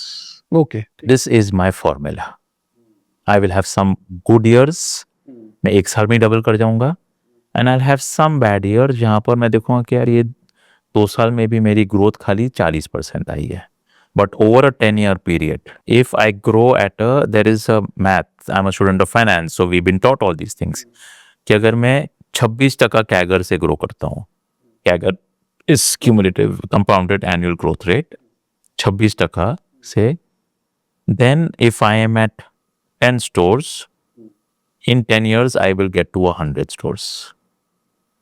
ठीक है। बट ये 26% ना बहुत छोटा लगता है यार, 10 आउटलेट तो हैं, 2.5 आउटलेट 3 ही आउटलेट डालने, वो तो यार मैं तो 10 डाल दूंगा, ठीक है। Right. So I am not saying कि उसको 10 डाल सकता है तो नहीं डालने चाहिए, पर अगर उसने 5 ही डाले तो हम क्या इतना ज्यादा गिल्ट में चले जाते हैं, और यार इस साल तो मैंने कुछ किया ही नहीं, खाली 5 ही शो डाले, उसने तो 15 डाल लिए। So these kind of peer pressure जो होता है लोगों पे, right, which makes them do rash things, खाली बॉम्बे में क्यों रहना है, फटाफट जाओ, दिल्ली में जाओ, बैंगलोर में जाओ, हैदराबाद जाओ, चेन्नई जाओ, इधर जाओ, उधर जाओ, आप नहीं जाओगे तो कोई और चला जाएगा, आपका अर्ली मोर एडवांटेज चला जाएगा, ये भी प्रेशर आता है एंटरप्रेन्योर पे। आपका एकदम यूनिक कॉन्सेप्ट है, वेजिटेरियन बर्गर्स, 7 तरह के अलग बर्गर्स, भाई आप जयपुर में नहीं हो, आप नहीं जाओगे तो कोई और कॉपी कर लेगा, फिर आप जब जयपुर जाओगे तब तक उसके वहां पर 10 आउटलेट हो जाएंगे, आप लेट हो गए। सो ये सब फियर्स की वजह से पीपल से okay let me go everywhere. क्योंकि कुछ कुछ देख रहे हैं हम, बैंगलोर के ब्रांड्स दिल्ली में एक एक आउटलेट खोल रहे हैं, वो बहुत वायरल हो रहे हैं। मतलब मेरे हिसाब से वायरलिटी के पीछे का एक बहुत बड़ा एंगल होता है मार्केटिंग, पीआर, तो वो बहुत ज्यादा पैसा खर्च करके पीआर करते हैं ताकि सप्लाई चेन में कैसे बैठाऊंगा, एफिशिएंसीज कैसे लाऊंगा एक स्टोर के पीछे, नहीं मुझे मटेरियल तो फैक्ट्री से उठा के दिल्ली लेके जाना है, और वो एक आउटलेट चलाने के लिए तो बहुत कॉस्टली पड़ जाएगा, एंड फिर या तो मैं सैटेलाइट किचन डाल रहा हूँ which are even more expensive, क्योंकि हर किचन के लिए मुझे फिर 10 स्टोर का वॉल्यूम चाहिए। So the QSR food business is मैंने बोला था शुरुआत में कि रॉकेट साइंस नहीं है, बट ये रॉकेट साइंस है, you have to get all these pieces in place. अब यहाँ पे ना एक क्वेश्चन और निकल के आता है, ऐसी क्या चीजें आपने जो एक्सपीरियंस करा कि फाउंडर्स छोड़ते नहीं है, मतलब वो अड़े हो उस चीज के ऊपर, एक्चुअली उसको छोड़ देना चाहिए था, उनको लगता है यार ये मेरा काम है, मेरी कंपनी है, जैसे आपने बोला 10 आउटलेट के बाद में फाउंडर को हेल्प लेनी चाहिए, अगर नहीं लेगा तो बिजनेस फटने के चांसेस ज्यादा है। तो ऐसी क्या क्या चीजें आपने एक्सपीरियंस करी कि आपके साथ हुआ हो, या फिर आपने किसी फेलो फाउंडर के साथ देखा हो इसी स्पेस के अंदर कि ये चीज छोड़ देता ना, दूसरी चीज पे फोकस करता तो स्केल जल्दी कर लेता? 2-3 चीज जो मैंने देखी है कि एक तो लोग ना, आई have seen a lot of people, जैसे हमने ना सारा का सारा ही आउटसोर्स किया हुआ है, हमारे स्टोर्स हमने फ्रेंचाइजीज के साथ आउटसोर्स किए हुए हैं, हमारा पूरा मैन्युफैक्चरिंग एंड सप्लाई चेन हमने हमारे सप्लायर्स के साथ आउटसोर्स किया हुआ है, and we are focusing only on creation of a beautiful system, a very very powerful system is what we want to create, जहां पर suppliers make a lot of money because they supply into the system, franchisees make a lot of money because the system keeps on adding more and more value to them. At we say कि हम अगर 10% royalty लेते हैं, मुझे तो मेरे जो 5 core functions है ना, हर एक से फ्रेंचाइजी को 10% का फायदा करवाना है, right. So what happens is people, so and but sometimes founders they don't trust franchisee. They say अरे यार franchisee तो नाम खराब कर देगा मेरा. Right? Why? It may be true also because there are certain companies जिन्होंने fast scale करने की कोशिश की. फ्रेंचाइजी आई वुडंट से गलत फ्रेंचाइजी चुने, बट उन्होंने फ्रेंचाइजी को ओवर कमिट किया होगा, जिसकी वजह से फ्रेंचाइजी को रिजल्ट नहीं आया. राइट? और फिर स्टोर्स जल्दी जल्दी डल भी गए पर जल्दी जल्दी बंद भी हो गए because processes were not there. And फिर वो आप स्टोर पे जाते हो तो वहाँ पर SOP वायलेशंस मिलते हैं. फ्रेंचाइजी बात नहीं मान रहा है बिकॉज वो पैसे नहीं बना रहा है. तो कंपनी ओन स्टोर्स के बस कंपनी ओन स्टोर्स करने कंट्रोल बढ़िया रहेगा. हमने कंपनी ओन स्टोर्स भी चला के देखे हैं ऐसे, वहाँ पर तो ज़्यादा प्रॉब्लम्स होते हैं. एटलीस्ट फ्रेंचाइजी के स्टोर में बिजनेस ओनर रहता है, वो कंप्लेन किस बात की करता है कि सर या तो मटेरियल महंगा आ रहा है या सेल कम आ रही है. राइट? वो आपको हमेशा ऑन योर टोज रखता है कि कुछ करो इसके लिए. कंपनी ऑन स्टोर में फ्रेंचाइज कैश अपना स्टोर मैनेजर खुश है, सर सैलरी आती है मेरे को हर महीना 5 तारीख को. मार्केट इनसाइड उस लेवल पे नहीं मिल पाती होगी. मार्केट इनसाइड नहीं होते, सेल नहीं हुआ सर, नहीं हुआ मार्केट, इस बार क्राउड नहीं था. तो वो भी जो भी मार्केट इनसाइट आ रही है वो डेटा ड्रिवन आ रही है क्वार्टर के बाद. करेक्ट. तो आप वो HO में बैठ के उसको पूछ सकते ये कि नहीं हुआ, हाँ फिर वो बोलेगा सर ऐसा था. So I have seen lot of people जो company I think getting your model right, what is working for you. जहाँ जो बिजनेसेस में सर्विस एलिमेंट कम होता है, यानी हमारे बिजनेस में सर्विस एलिमेंट कम है, it is very easily फ्रेंचाइज्ड. Come products हैं, वेरी इजीली फ्रेंचाइज्ड. पर कोई अगर स्टोर आ रहा है जहाँ पर उसके पास 50-60 प्रोडक्ट्स हैं, राइट, एंड शेफ की ज़रूरत है वहाँ पर बहुत अब सेंट्रलाइज प्रोक्योरमेंट नहीं कर पाओगे तो वहाँ पर स्टैंडर्डाइजेशन मुश्किल है. So they try to franchise that and वो गलत करते हैं बिकॉज आप इतना बड़ा मेन्यू लेके फिर वो फ्रेंचाइजी अपने हिसाब से मिर्ची डालेगा एंड फ्लेवर अलग करने की कोशिश करेगा बिकॉज आपकी रेसिपी में आपने लिख दिया but you have weak controls. So I think one is जो सिस्टम आप सिलेक्ट करते हो. दूसरा हमने I think what I will share is what we I think what right is right in the beginning we went with a very small menu because we saw के McDonald's हो, Subway हो, Burger King हो, Domino's हो, जितने भी change है सबके ना मेन्यू बहुत छोटे हैं. पर ये इंडियन एंटरप्रेन्योर जो है ना, हमारे पास 50, 100, 150 आइटम है. Right? So which is a mistake. So we got that corrected, and I think so Jammu can also see it started as a vada pav brand, but then we realized that Bombay के बाहर ना शायद पूना में वड़ा पाव की पहचान है, उसके आगे कोई जानता ही नहीं. अब तो दिल्ली भी जाने लगे. या मतलब बहुत सारे लोग वायरल हो गए दिल्ली से. करेक्ट, बट वो स्केलेबल नहीं है दोज काइंड ऑफ थिंग्स ना. So because vada pav has its like Bajaj scooter बेचता था, राइट? 10 साल की हम सुनते हैं कि वही वेट लिस्ट होती थी. But now as the generations change, aspirations change, and now people want bikes. पर वो बोलेगा नहीं मैं तो जी वो स्कूटर ही बेचूंगा, तो फिर वो पीछे रह जाएगा. You have to move with time. Right? So as aspirations of the people go up, you have to keep on making those changes. तो अभी अगर मैं बिजनेस लेवल पे बात करके चलूं तो प्रोडक्ट डेवलपमेंट टीम हमारी है जो प्रोडक्ट को देख रही है, ऑडिट टीम हमारी है, मैन्युफैक्चरिंग टीम हमने आउटसोर्स कर रखा है. करेक्ट. और सप्लाई चेन आउटसोर्स है. करेक्ट. और क्या हो रहा है? In house marketing in house हो रहा है. मार्केटिंग इन हाउस है. ठीक है. Marketing, supply chain, training, training. But IT में भी हमारे सारे के सारे सॉफ्टवेयर तो आउटसोर्स्ड ही हैं. हाँ. So there's one person who looks at that. Supply chain में भी जो इन हाउस टीम कर रही है, सारा मैन्युफैक्चरिंग आउटसोर्स है, but there's one person coordinating all of that. Training में भी उसी तरह से भाई हम जो training is one department which is still in house. Marketing का आपको ये लगता है कि इसका रीजन ये है, आप HM बैकग्राउंड से थे, अभी आपने एक बात बोली थी हर एक इंसान के, एक फाउंडर की एक स्ट्रेंथ होती है. करेक्ट. तो आप HM बैकग्राउंड से थे इसलिए आपको लगा कि ट्रेनिंग इज माय मोट, तो आपने उसको अपने पास रखा है और इसको उसके ऊपर आप डबल डाउन करे जा रहे हो. Training was never my moat. अच्छा. It was never my strength, but we just realised कि हम जितना ट्रेनिंग में ज्यादा ध्यान दे रहे हैं ओके उतना फ्रंट एंड की मुश्किलें कम हो रही हैं. तो अगर मुझे फ्रंट एंड से 10 प्रॉब्लम्स आ रही हैं, अब मैं एक्चुअली समझूं कि इशू क्यों आता है. रूट कॉज एनालिसिस के हर आदमी ने वो सेम चीज को अलग तरीके से इंटरप्रेट किया. क्योंकि वो जो एरिया मैनेजर गया, 3 अलग एरिया मैनेजर, वो चाइनीज विस्पर्स होता है ना, एक जन ने कुछ बोला, उसने अपने दिमाग से कुछ सामने समझाया, फिर उसने फ्रेंचाइजी ने अलग समझा फ्रॉम द एरिया मैनेजर, अब फ्रेंचाइजी अपने टीम को समझा रहा है, उसने अपने भाषा में समझा रहे। We said boss if you have a video, so now all of them are not talking, उनको सिर्फ वीडियो दिखाना है, सर ये करना है, फिर ये आज होता है, सर ये करना है, ये वीडियो सर ये डेस्क पे चल रही होती है या वो फोन टाइप से है उसमें देखते इट्स अ वीडियो। रहो कभी भी? It's a JK University. Yeah, it's a digital university. You can access the video anytime you want. It's on their phones. All Jumbo King franchisees have access to that JK University. It's a very very powerful asset that we have created. और वो भी हर साल हर एक video री record होता है।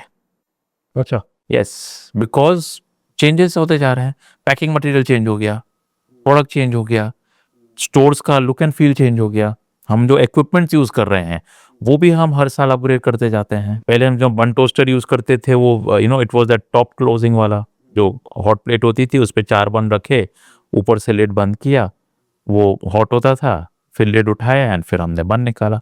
अब हम ऑटो कन्वेयर वाले पे, ऑटोमेटिक वाले पे चले गए। तो I can't keep showing videos, every product video had that hot plate, तब मुझे सारे वीडियोज वापस से रीशूट करने पड़ेंगे with the conveyor. So it is a continuous exercise. So मुझे तो 200 वीडियोज रीशूट करने ही हैं, प्लस जो नया नया आ रहा है उसके भी और वीडियोज मुझे ऐड करने हैं। इन बिटवीन ऐसा कुछ हुआ कि कोई चीज डेडिकेट कर दी थी किसी को पर नहीं कर पाए? एग्जाम्पल, जैसे मैं अपनी बात करके चलता हूँ, तो मेरी डिजिटल मार्केटिंग एजेंसी जब चलती थी तो जो स्ट्रैटेजी का काम होता था वो मेरे को ही करना है, मेरे को ही करना है, मेरे को ही करना है। एज वी ग्रो मेरे पास टाइम नहीं होता था, बट मैं कहता था मैं ही करूंगा। मैं आइडियली ट्रेन कर सकता था अपने आप को, रिप्लेस भी कर सकता था, पर मैंने वो कभी किया ही नहीं। आज जब मैं सोचता हूँ तो मेरे को लगता है मैं बेवकूफ था।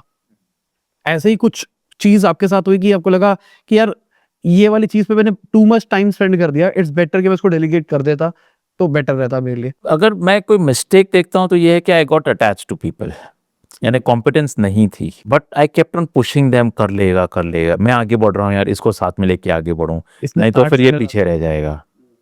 So I wasted too much time. And वो आदमी को भी स्ट्रेस होता था कि उससे नहीं हो रहा है, नहीं हो रहा है, नहीं हो रहा है।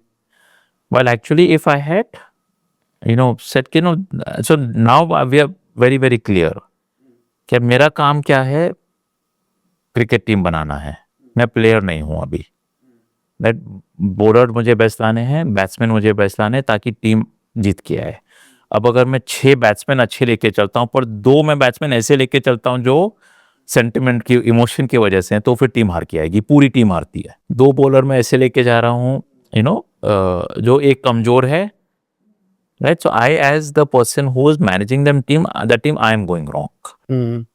तो इसका कुछ स्कोर कार्ड भी सिस्टम है क्या? मतलब कैसे ट्रैक करते हो कि he is doing good? We do quarterly appraisals. They are very clear KPIs. which are given out to people. So we call it the 3 C's. There is clarity, competence and culture. Clarity, मेरा काम होता है provide करना कि भाई हमें ये achieve करना है इस साल में, and break it down into 4 quarters में, इस क्वार्टर में। Competence, I have to then gauge कि is this person competent to handle a supply chain which today is at 200 stores but will go to 1000 stores. कैसे check होगा ये? कहाँ पर अटक रहा है, कहाँ फायर फाइट, फ्रेंचाइजी तो तुरंत कंप्लेन कर देता है, कंप्लेन आ जाती है कि सर ये ठीक नहीं हो रहा है, वो ठीक नहीं हो रहा है। लाइक भाई तेरे डिपार्टमेंट में आग लगी हुई रहती है हर बार, कुछ गलत होगा ना। सो आपको फीडबैक मिलते रहता है रोज on what is happening. So then we have to keep on training that person, because at 1000 stores ना, there are going to be 50 cities. आज तू 3 सिटीज में स्ट्रगल कर रहा है, तेरा इशू ये है। I am giving an example कि you are doing everything yourself, you are not building a team. Team ले भी आई है, अब तो उनको ट्रस्ट नहीं करता है। तेरे को लगता है कि यार मैं कर लूंगा ना सर, आधे घंटे में हो जाएगा, इसको करवाऊंगा ना 2 घंटे लगाएगा और उसके बाद में 25 गलतियां करेगा। But I have to tell him that boss you have to now move to the role of head of department, not you are not manager now. मैं इन लोगों को मजदूर कहता हूँ। करेक्ट, उससे छूटता ही नहीं है वो चीज, हाँ। बिकॉज वो आया है नीचे से ऊपर, अब उससे छूट नहीं रही है। उसको लग रहा है सर ये छोड़ दिया तो फिर आप मेरे को बोल दोगे भाई तू जा, जूनियर्स करेंगे। वही मतलब मुझे ये मैंने एजेंसी लेवल पे भी देखा, कुछ मजदूर मेंटेलिटी के लोग होते हैं उनको कितना प्रिविलेज दे दो पर उनको मजदूरी करने में मजा आता तो उनको ना ट्रेनिंग, उनको विजन शेयर करना होता है. We do a vision sharing exercise with them. अरे कि was at 1,000 stores if you're heading supply chain. मेरे को बता तेरी टीम में कौन कौन रहेगा. तो फिर वो उस तरीके से they make a whole department plan for their department. And I say that, okay, boss, now which are the pieces you need? Start putting them in place today. What are you going to be doing? Get clear about that. And अगर तुझे सीढ़ी में ऊपर चढ़ना है तो भाई एक पैर तो तूने यहाँ रखा, दूसरा यहाँ रखा. अब आगे बढ़ना है तो ये सीढ़ी छोड़नी पड़ेगी ना, ये वाला रंग. You'll have to move up. You'll have to move up. वो पकड़े रहेगा तो फिर आगे नहीं बढ़ पाएगा. So it's a lot of this is where we call the third is the culture part. Clarity, competence, culture. And we don't want to be an organization जहाँ पर people are shouting at each other, screaming at each other, गालियाँ दे के काम होता है. That is not how we operate. We'll build a very professional organization. तो मतलब basically हर एक डिपार्टमेंट के हर एक एम्प्लॉय को 3C के कुछ पैरामीटर्स के ऊपर रेट किया जाता है. क्वार्टरली चेक किया जाता है क्या वो इस पैरामीटर से ऊपर है. फॉर एग्जांपल 10 में से 7 नंबर लाने, 10 में से 7 नंबर ले आए तो बच गए, 5 नंबर 6 नंबर लेके आए तो क्या होता है? Feedback. It's a scorecard, continuous scorecard. It was last quarter also you were at a 4 out of 10. Okay. ये तेरा weakness है, इसको ठीक कर ले, then otherwise everybody will get 4 quarters. At the end of the 4th quarter, annual appraisal जब होएगा, then he'll have to be told कि बस आप नहीं कर पा रहे हो. So it's like a unit test जो देते हैं ना बच्चों को हर 3 महीने में, राइट, कि भाई आप मैथ में पास हो रहे हो, आप साइंस में फेल हो रहे हो, साइंस में मेहनत करो नहीं तो फाइनल एग्जाम में अटकोगे. So we keep doing these quarterly appraisals. नहीं तो अप्रैल में आदमी को क्या लगता है, सर अब ये अप्रैल का टाइम है, अब आप बैठ के मेरी गलतियां निकाल रहे हो, पूरा साल तो आपने मेरे को मैं अच्छा काम कर रहा हूं बोला. So it becomes unfair to your team members. So we put in this institutionalize this way of quarterly appraisals for our team, which are forward appraisals. I'm saying, boss, next year I want to see you here, but उसके लिए तेरे को आप पहुंच रहे हैं ये चीजें ठीक करनी है और मैं हर क्वार्टर बताते चल रहा हूँ, तू नहीं कर रहा है.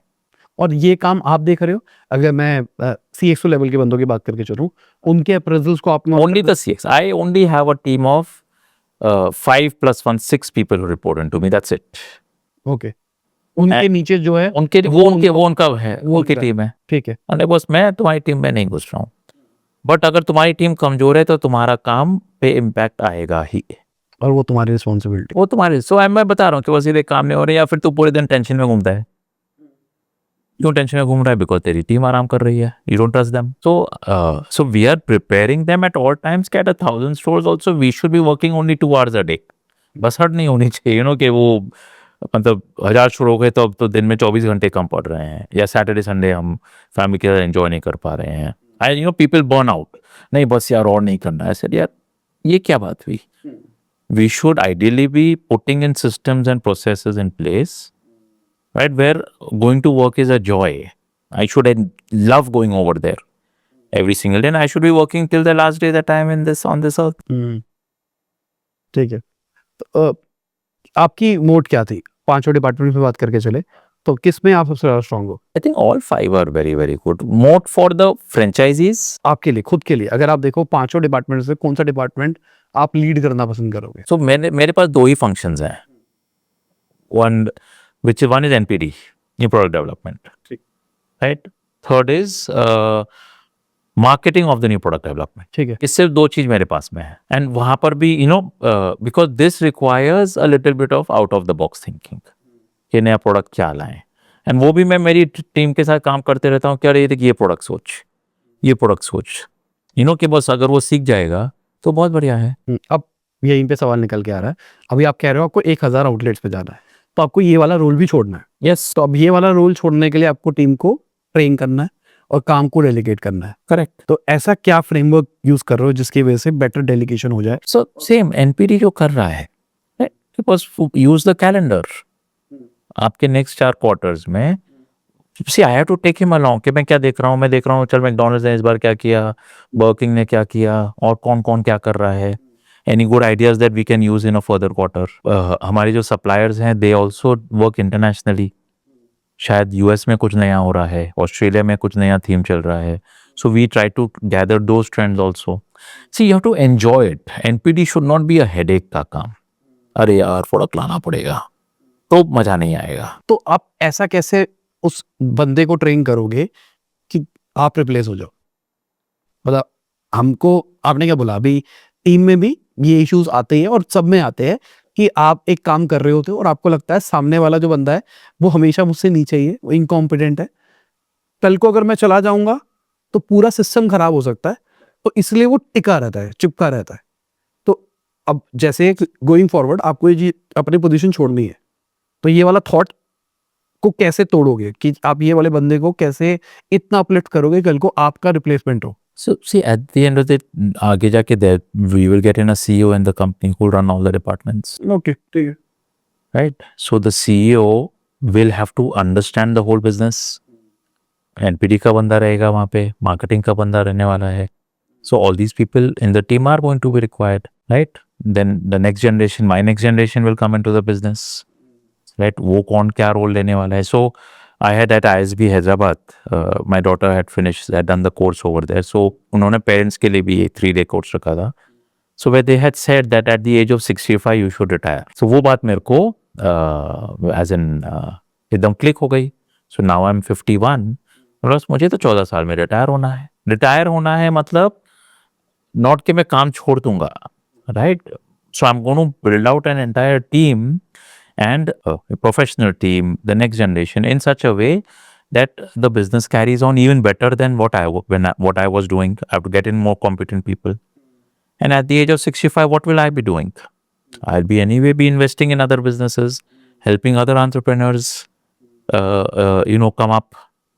So it is a journey. It is a process. अब यहाँ पे एक सवाल है जो मेरे दिमाग में आया इसी बात से, वाई 65, वाई नॉट अभी? या जैसे मैं अपनी बात करके चलो तो यहाँ से मेरा दिमाग में थॉट आया कि अभी आपने ठीक बना लिया, कल को बच्चे आते हैं 2 साल के बाद में सेटल हो जाते हैं, वो आपका रिप्लेसमेंट बन जाते हैं, आप सीईओ भी हायर कर लेते हो, आपका बिजनेस चल रहा है, अच्छा खासा रेवेन्यू आ रहा है आपके पास में, अब आप दुनिया एक्सप्लोर कर सकते हो, सब कुछ कर सकते हो, आपके पास पर्सनल लाइफ हो सकती है विद इन 2-3 ईयर्स.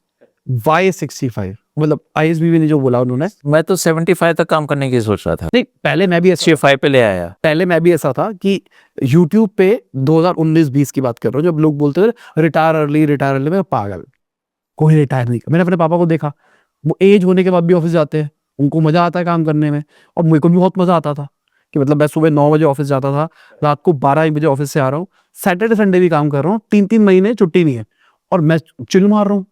मैं कहा पागल होते हैं लोग जो रिटायर अर्ली करते हैं, ऐसा नहीं होता. बट पिछले 3 साल मैंने बहुत मजे के काटे, बहुत मजा, मतलब फैमिली से कनेक्शन, रिलैक्स, अपनी मेंटल ग्रोथ, बहुत मजा किया मैंने, मतलब मुझे ऐसा लगता है और मजा आया. तो मेरे दिमाग में एक थॉट आता है कि व्हाई नॉट, यही जिंदगी में प्रॉब्लम क्या है? अभी ठीक ठाक फंड है, करेक्ट, मैं सरवाइव कर सकता हूँ, मजे की जिंदगी सरवाइव कर सकता हूँ. तो यही अभी it's a very good question. So I have a business coach. Her name is Menu Mariel. She is my life coach, business coach, mentor, all lot of these things. तो she says हर आदमी के life में ना 6 aspects होते हैं.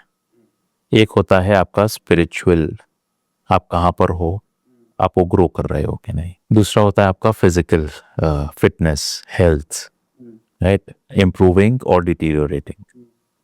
Then is your professional life, और for an entrepreneur it's your business, right, आप उसमें कैसे प्रोग्रेस कर रहे हो. फोर्थ होता है your family, are you spending time with them और not, are you a good father, good son, good husband, good neighbour, all of those things. पांचवा आता है your environment, right, the kind of people etc, that are you adding, why am I doing this podcast, right, I'm sharing my experiences. मुझे इसमें से कुछ शायद निकल के नहीं आया, but I'm just sharing my experiences with others के probably someone somewhere will benefit. I benefited from watching some other person's podcast maybe some years ago, right. And then your sixth part is your society. What are you kind of giving back to your society? You have taken so much from them, what are you giving back? So what she taught me is that आदमी बोलता है एक बार पैसे कमा लूं फिर मैं spiritual growth के ऊपर काम करूंगा. Why like that? And so we actually made, ऐसे बिजनेस प्लान बनाते हैं, 1000 स्टोर का बिजनेस प्लान बनाया. सो वी सेट, हमने बिजनेस प्लान तो बनाया है 5000 स्टोर का, मैं आपसे 1000 का डिस्कस कर रहा हूँ, राइट? सो इसी तरह ओके ना, इसको साइड में रख दो. पूरा सोचा कैसे करेंगे, क्या करेंगे, कब तक करेंगे, all of that. Now she said, now let us make a business plan for spiritual growth as aggressively and with as much detail as हमने business plan बनाया. Make a plan for your health. Make a plan for your family. And she said, all of these 6 plans, you have to be working on it every single day. और ये हो पा रहा है? Absolutely. मुझे ऐसा लगता है कि मेरा थॉट है, आई माइट बी रॉन्ग, मैं थोड़ा सा ना एक्सट्रीमिस्ट रहा पूरी जिंदगी में. जब काम किया तो काम किया, जब चिल मारा तो ऑल चिल हो गए, अगर दोस्तों के साथ गए तो फिर दोस्तों के साथ हुए, और गिविंग बैक सोसाइटी वाला सीन हुआ तो गिविंग बैक किया. मतलब मैंने ऐसी ऐसी चीजें करी है, यूट्यूब वाली ऑडियंस भी जानती है, जेब से 2-3 लाख रुपए लग रहे हैं और मैं लोगों को दे रहा हूँ, क्या रे यार तू ऐश कर, तेरा चलता रहे, कुछ फर्क नहीं पड़ता. मतलब मेरे को पता है कुछ ऐसी ऐसी चीजें जिस पे मैं रेवेन्यू मॉडल बिल्ड कर सकता हूँ और पैसा कमा सकता हूँ, वो मैं ऐसे दे देता हूँ. तो शायद क्योंकि एक अच्छा एग्जिट हो गया, फंड्स आ गए, तो मेरे लिए वो मैटर नहीं कर रहा. शायद मेरी स्पिरिचुअल ग्रोथ इतनी होगी अचानक कि भाई अब मेरे तृप्त हो चुका हूँ, सन्यासी बन गया हूँ. तो मतलब मुझसे ऐसा, मुझे पर्सनली ऐसा लगता है कि शायद मैं 6 चीजें बैलेंस नहीं कर सकता.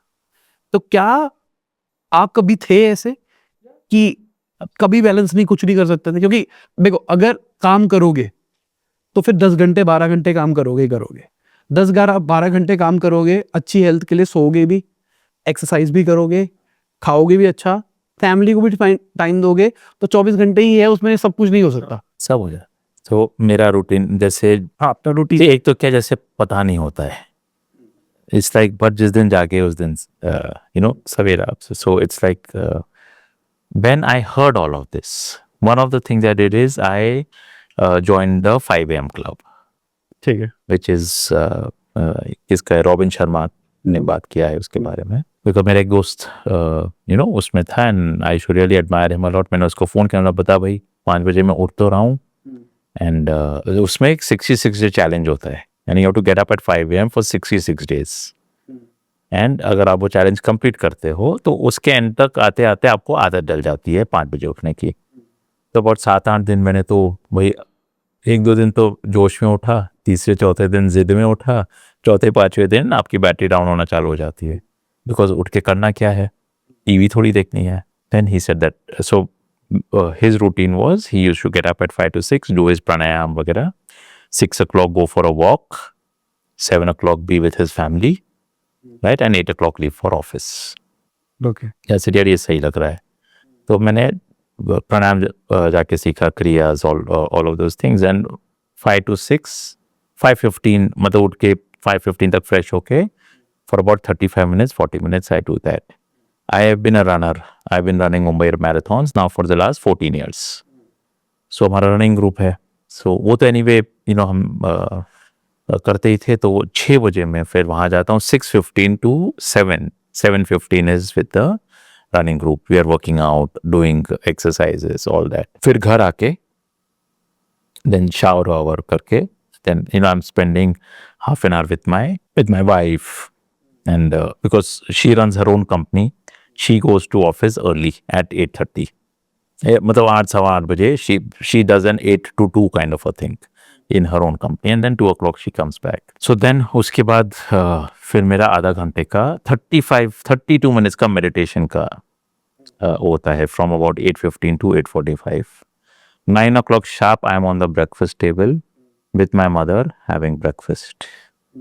9:30 my daughter joins me and we go to office together. She's just joined the business. So उसके पहले मेरा रूटीन क्या था, एंड फिर ऑफिस 10 बजे ऑफिस पहुंच गए, 10 से फिर 7:30 8 o'clock I am back home, right, dinner किया, and by 10 o'clock I am sleeping. Okay. ठीक है. अब इससे पहले क्या रूटीन थी, सुबह ऑफिस जाने का टाइम तो 9:30 का ही है, but I would get up eight 8:30 and फटाफट सब कर रहे हैं, किसी के लिए टाइम नहीं है, अरे नहीं यार मत करो, वो आज बहुत इंपॉर्टेंट मीटिंग है, there is no time for anything at all. भागे भागे ब्रेकफास्ट टेबल पे पहुंचे और 9:25 पे, कुछ ऐसे ही ले लिया, सैंडविच वैंडविच खा लिया, चलो मम्मी बाय, अभी अभी यार अभी परेशान मत करो, बाद में बात करेंगे काइंड ऑफ, एंड निकल गए। बट अभी जो 5 से 9 का जो समय है, ये जो 4 घंटे हैं, I have ticked at least health, spiritual growth, family time. These 3 boxes I have ticked. Work, of course, I'm going to go to work and I'm going to be doing that. अब बचता है environmental and society. So society बस आप friends के साथ meet करते हो, ये सब मैं डिस्कस करता हूँ, उसमें से शायद कोई इंस्पायर हो जाए, मैं यहाँ डिस्कस कर रहा हूँ, शायद कोई इंस्पायर हो जाए, joins the 5am club. So but what I realize is that इतना ज़्यादा समय है हमारे पास में to do everything. We are just not allocating time properly. हम बोलते हैं मैं 12 घंटे काम करूंगा, and people say मैं सैटरडे संडे भी काम करता हूँ। हमारी टीम में कोई आके बोले ना कि सर मैं सैटरडे संडे भी काम करता हूँ, मैं उसको शाबाशी नहीं देता हूँ। आई टेल हिम कि तू गधा है, you are disorganised. Anyone who is not able to wrap up his work, say if you are doing the 10 to 7 का shift, see there are some people who at the stores run they work 3 to 9 का shift, store पे है, वो crew member है, तो बस वो shift run कर रहा है। वो कोई है क्रू मेंबर जो सुबह 9 से 7 की शिफ्ट रन कर रहा है। So I am saying in office we run the 10 to 7 का शिफ्ट। तो हमारे पास 9 घंटे हैं, 5 दिन हैं हफ्ते के, राइट? अगर आप अपना काम नहीं, I too in fact tell my people के बस अगर आप दिन में 10 से 1 में आपका काम खत्म नहीं हो रहा है, you are going wrong. 3 hours is maximum what you should be working on day-to-day routine things. उसके बाद आपको 2 से 6, 2 से 7 तो फील्ड में टाइम स्पेंड करना है टू सी व्हाट नेक्स्ट। मैं ट्रेनिंग प्रोग्राम में अगला क्या चीज लेके आऊँ, मैं प्रोडक्ट नया क्या लेके आऊँ, मैं मार्केटिंग में और क्या कर सकते हैं, मैं सप्लाई चेन में कहाँ पर इनएफिशिएंसी है उसको मैं कहाँ से इंप्रूव कर सकता हूँ। आईटी डिपार्टमेंट भाई आप जाके देखो, आपने जो सिस्टम क्रिएट किया है, वो जो क्रू मेंबर है वो उसको टैकल कर पा रहा है कि नहीं, कि उसको कहीं दिक्कत आ रही है, या वो कुछ आइडिया देगा, मैडम इसको ऐसे नहीं ऐसे कर सकते हैं क्या। ऐसे there is so much time, दिन भर अगर आप काम कर रहे हो, there is I to tell people, कोई आके बोलता है ना सर मेरे पास तो टाइम ही नहीं है, आई टेल देम ला भाई मेरे को तेरा कैलेंडर बता, आउटलुक बता, उसमें mark out yours to do, yours to delegate, yours to inspire, yours to do, yours to delegate, yours to inspire. मतलब ये हम सारी दुनिया का बोझ लेके चलते हैं, एंड देन हम we feel good about it कि सब आके मुझे से पूछ रहे हैं, एंड सेल्फ इम्पोर्टेंस से हम भर जाते हैं, एंड देन फिर एक दिन परेशान होके बस सब छोड़ दो, कुछ नहीं करना है, चिल करना है। Like why do that, why live in extremes, why not have an amazing life where you are super productive and you enjoy every day. मुझे ऐसा लगता है, मतलब मैंने ऐसा एक्सपीरियंस किया था, फेजेस ऑफ बिजनेस एंटरप्रेन्योरशिप या लाइफ होते हैं। जैसे मैंने आपको बोला कि मैं एक टाइम था जब मैं सैटरडे संडे भी काम कर रहा हूँ, 3 महीने तक एक छुट्टी नहीं होती थी। वो क्या था कि हम हाइपर स्केल कर रहे थे, शायद आप कह लो ओवरवर्क कर रहे थे, प्लस मेरे अंदर एक प्रॉब्लम थी, मैं डेलीगेट नहीं करता था। मैं जस्ट आइडेंटिफाइंग कि मेरे में इशू क्या है, वो एक बहुत बड़ी चीज है, एंड फिर मैं उसके ऊपर एक्शन लूंगा तो मेरा इशू सॉल्व हो जाएगा। तो क्या इसको जो आपका फ्रेमवर्क है, हम ये भी कह सकते हैं कि सबके लिए नहीं है, या सबको ऐसा ही करना चाहिए हर फेज ऑफ लाइफ के अंदर? No such thing which is के सबको ऐसे ही करना चाहिए, राइट? एक समय था when I used to feel सिर्फ फ्रेंचाइजिंग ही करनी चाहिए, कंपनी शोज वाले सब गलत हैं, right? I have stopped having such kind of, ऐसे बस this is one way of doing things, it has worked for me, मैंने किसी से सुना था, right? I'm sharing it with you. I have benefited a lot. All my 6 aspects of life are whole and complete. And मैं 6 के 6 पे रोज progress करता हूँ, तो मुझे वो खालीपन या फिर स्ट्रेस नहीं लगता है, राइट? मेरा कोई फ्रेंड आके नहीं बोलेगा तू टाइम ही नहीं देता है, बहुत बड़ा आदमी बन गया है, राइट? मेरा कोई रिलेटिव आके नहीं बोलेगा कि यार तू तो फोन पे आता ही नहीं है, राइट? माई किड्स इनफैक्ट जब वो छोटे थे दे यूज्ड टू थिंक कि डैडी तो कुछ काम ही नहीं करता है, बिकॉज वो पेरेंट्स टीचर्स मीटिंग में भी आ रहे हैं, स्पोर्ट्स डे पे भी आ रहे हैं, एंड काम तो हाइपर स्केल अप हो रहा था, और ऐसे बस वो जरूरी है। ठीक है, अब थोड़ा ऑफ टॉपिक चलते हैं। हम टेक्नोलॉजी वाली दुनिया में आ गए, सब कुछ टेक टेक टेक हो रहा है, एआई आके बहुत सारी चीजें कर रहा। आपके बिजनेस के अंदर क्या एआई का कुछ पार्ट है, कहीं पे यूज किया जा रहा है और कैसे सॉल्व किया जा रहा है? So we feel technology is an enabler. Technology has to not be adopted for the sake of adopting technology.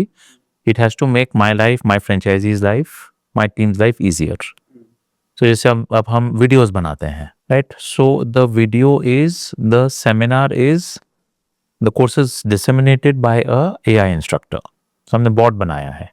ठीक है, बॉट इज थिंक कि अब ये करना है, पैटी लेनी है, ये करना है, ऐसा करना है, ये करना है, वो करना है, वो उसने मशीन लर्निंग के through, and then editing and reshooting those videos becomes easier and much faster. So that is one aspect which is being used for in training. Okay, Right? We have now started doing a lot of data mining on our customer data. कि क्या patterns हैं, what are preferences that people are liking, because we want to create this cohort of who are the 20% of our customers who are giving 80% of our business at each store. कुछ insights दो इसके regarding, कुछ ऐसी चीजें निकल के आई हो? Abhi, we have just got into all of these things. We are using Claude, I think is an AI tool to do the data mining, to understand what are the cohorts of customers. कुछ afternoon में ही आते हैं और वो हर Monday को आते हैं, कुछ ऐसे आफ्टरनून में आते हैं बट फिक्स नहीं है, कभी मंडे को आया, कभी वेडनेसडे को आया, कोई evening family crowd looks like a family person because वो हर सैटरडे को आ रहा है, एंड तीन बर्गर ऑर्डर होते हैं, तो chances are that they are 3 people who are coming in. So we are trying to and now we are using this data to see if next time, suppose if you have been identified as a customer जो regularly आता है, can my cashier say, अरे sir, hello, how are you, would you like to have your usual cheeseburger jumbo king, right? You will feel nice, अरे यार या फिर जैसे जोमेटो स्विगी के अंदर होता है, वो कस्टमर को रेट करते हैं A+, A, B, C। तो अगर कोई A+ कस्टमर है जिसका हाई टिकट वॉल्यूम रहता है, बहुत बढ़िया, तो उसको हमने कुछ कभी कभार सरप्राइज भी दे दिया। Correct, absolutely. So we are creating, so ये जो हमारे कस्टमर्स हैं, हम उनको रेविंग फैंस बोलते हैं। अब जैसे हम नए थिक शेक्स लॉन्च कर रहे हैं, there is a blueberry cheesecake thick shake, mango cheesecake thick shake, and we have done a tiramisu thick shake. ये हमारा थिक शेक था। आज इनफैक्ट 1 अप्रैल है ना, ये क्वार्टर पूरा वो प्रमोशन चलने वाला है। जितने भी हमारे उस डेटाबेस के जो हमारे लॉयल कस्टमर्स हैं, हमने सबको ऑफर भेजा है, go and try this, is an app exclusive offer only for you, and let us know what you felt about it. So we are also trying to see how can we make our people see, it's the जो behaviour आप चाहते हो ना, आप वो behaviour आपको पहले exhibit करना पड़ेगा। So if I want them to be loyal to us as a brand, we'll have to be loyal to them. And loyalty does not mean आप डिस्काउंट दे रहे हो, it can be as simple as you just acknowledge the person, right? But how will my cashier come to know that आप regular हो and ये regular नहीं है, right? So on नया भाई जो रेगुलर नहीं है उसको थोड़ी दुत्कार देना है कि तू रेगुलर नहीं है, तेरे से बात नहीं करेंगे, but he should know the new guy। तो उसको बोलता है when a person comes the first time, we are creating a script where he will say, sir, welcome to Jumbo King, we have a very good loyalty program, आप अपने points का track रखना, आपको free burgers मिलेंगे। But ये script I will not use for a regular guy जो regularly आ रहा है, सर अब आई एम नोटिसिंग आपने ऐप नहीं डाउनलोड किया है, आप ऐप डाउनलोड करो ना, आप आपके पॉइंट्स ट्रैक कर पाओगे आसानी से। So these are all data mining, so much customer data where humanly it will be impossible to sit and track एक स्टोर का, एक कस्टमर का। सो हमारे जो पार्टनर्स हैं, लॉयल्टी वाले पार्टनर्स जो हैं, प्लस हमारे जो सॉफ्टवेयर पॉज सिस्टम वाला जो पार्टनर है, they are all coming along because we are also telling them आप ऐसा करो, right? They are also saying कि sir we learn from the jumbo King system because आप लोग यूज केस बेस्ड डेवलपमेंट्स बताते हो कि यार can I come to know, I want to know कि ये जो कस्टमर अगर आइडेंटिफाई हुआ है एज के his number is on my system, मेरे को इसके पिछले 3 परचेजेस दिखने चाहिए। ठीक है, जैसे सर ये किसी ने मांगा नहीं है, ऐसे तो गुड बना दे भाई हमारे लिए, because I want to know कि दिस पर्सन, ये इसने पिछले 3 में से 2 बार ना पनीर वाला बर्गर खाया है, या फिर मतलब ये तो पीओएस वाले का प्रोडक्ट हो गया, पीओएस वाले भी इसके ऊपर एआई एनेबल कर सकते हैं, ये काम आपका भी नहीं होना चाहिए, वो automatically asking the development use case based दे से सर हम तो टेक कंपनी है, हम सब कर सकते हैं, हमारे हिसाब से हमने सब कर दिया। अब as a use case VCR मेरे को इसका ना पिछले 3 परचेजिंग या वो अपने आप ही लाइकली टू ऑर्डर दिखा दे बेस्ड ऑन प्रोफाइल, अपने आप पर्सोना ट्रैक करके, वो मतलब पॉसिबल है। पॉसिबल है बट हुआ नहीं है because no one has asked for it. See that is what I am trying to say. And I as an end user will always know better than that. See it's like आप doctor के पास गए हो, उसको पता सब है, आपको बताना पड़ेगा ना सर मेरे को पेट में दर्द है या सर में दर्द है, राइट? ऐसे थोड़ी आप जाके लेट सकते हो कि तू सब जानता है ना, स्कैन कर ले। वो बोलेगा सर आप बताओ तो सही इशू क्या है, मैं उसका सोल्यूशन दूंगा आपको। That is how the patient doctor relationship develops with a tech company also. As a user you have to say कि सर मेरा ये बिजनेस केस है, ये मेरा बिजनेस प्रॉब्लम मुझे सॉल्व करना है, फिर वो सॉल्व करता है, वो सॉल्व होता है, तब उसके वजह से the next business use case will emerge. जब तक वो सॉल्व नहीं होगा तब तक नेक्स्ट बिजनेस केस इमर्ज नहीं होने वाला है, use case. So it's a two-way traffic, I think. अगर मैं इसी से बात करके चलूं, बड़े मैकडॉनल्ड्स की बात कर लेते हैं, उन्होंने कोई कुछ ऐसी चीज करी है जो आपको लगता है यार हम भी कर लेते, या आपने ऐसा कुछ किया है जो आपको लगता है मैकडॉनल्ड्स क्यों नहीं कर रहा, इतना बढ़िया चीज है? I don't care ना। See, वो कर रहे हैं नहीं कर रहे हैं उससे मुझे क्या लेना देना है। But we are keeping our eyes and ears open to okay, what are they doing? So a very important part of how do we learn? As I said, my team, I tell them कि बस जो tech team है, आप office में सुबह 10 बजे आते हो और 7 बजे तक टका टक टका आप काम कर रहे हो, you are just wasting time.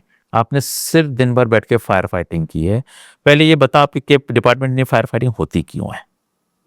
Y is your department not sorted? इतने एस्केलेशंस आते क्यों हैं कि आप बैठ के उसको सॉल्व करते रहते हो? So I tell because you should not be working more than those morning का 2-3 आवर्स। बाकी टाइम आपको जाके फील्ड से सीखना है कि next how do I make, what is the next value add I am going to do for the jumbo king franchise. आप कहाँ से सीखोगे? एक आप आपके कस्टमर से पूछोगे, which is in this case for them there customer is the cashier, the store manager. वो उससे पूछेगा कि सर कहाँ दिक्कत आती है, बताओ अपने क्या कर सकते हैं। दूसरा कहाँ से सीखेगा वो? From the competition. It's I shouldn't call them competition, it from the other players in the field कि वो क्या कर रहे हैं नया। This is how you learn and develop. आप कुछ सॉल्व करोगे, उनको अच्छा लगेगा, वो इम्प्लीमेंट करेंगे, फिर वो और सॉल्व करेंगे, आपको अच्छा लगेगा तो फिर वो आप इम्प्लीमेंट करोगे। That's how the entire industry grow. और ये सिनर्जी बनी रहती है, मतलब अगर उनकी कुछ टीम मेंबर वालों से बातचीत होती है आपके साथ? Absolutely, बिल्कुल। It's a small industry. Everyone knows everyone. I know their supply chain head. I know their ITs. I know their CEOs. I know the owners. तो इंडस्ट्री में बात तो होती है, मिलते रहते हैं। ठीक है, तो मैं ये पूछना चाहूंगा आपसे कि ऐसा कोई ब्रूटल लेसन या लेसन्स जो आपको मिले हो आपकी पूरी जर्नी के अंदर, जो आप लोगों को हेड स्टार्ट देना चाहो कि ये तो बिल्कुल मत करना। और मैं मान के चल रहा हूँ जो लोग उनको देख रहे हैं वो अपना खुद का रेस्टोरेंट चला रहे हैं, चलाना चाहते हैं, बिजनेस को फ्रेंचाइजी डायरेक्शन में ले जाना चाहते हैं। सो काफ़ी बातें तो हमने की हैं। I am sure that people will learn और pick up from whatever I have shared over there.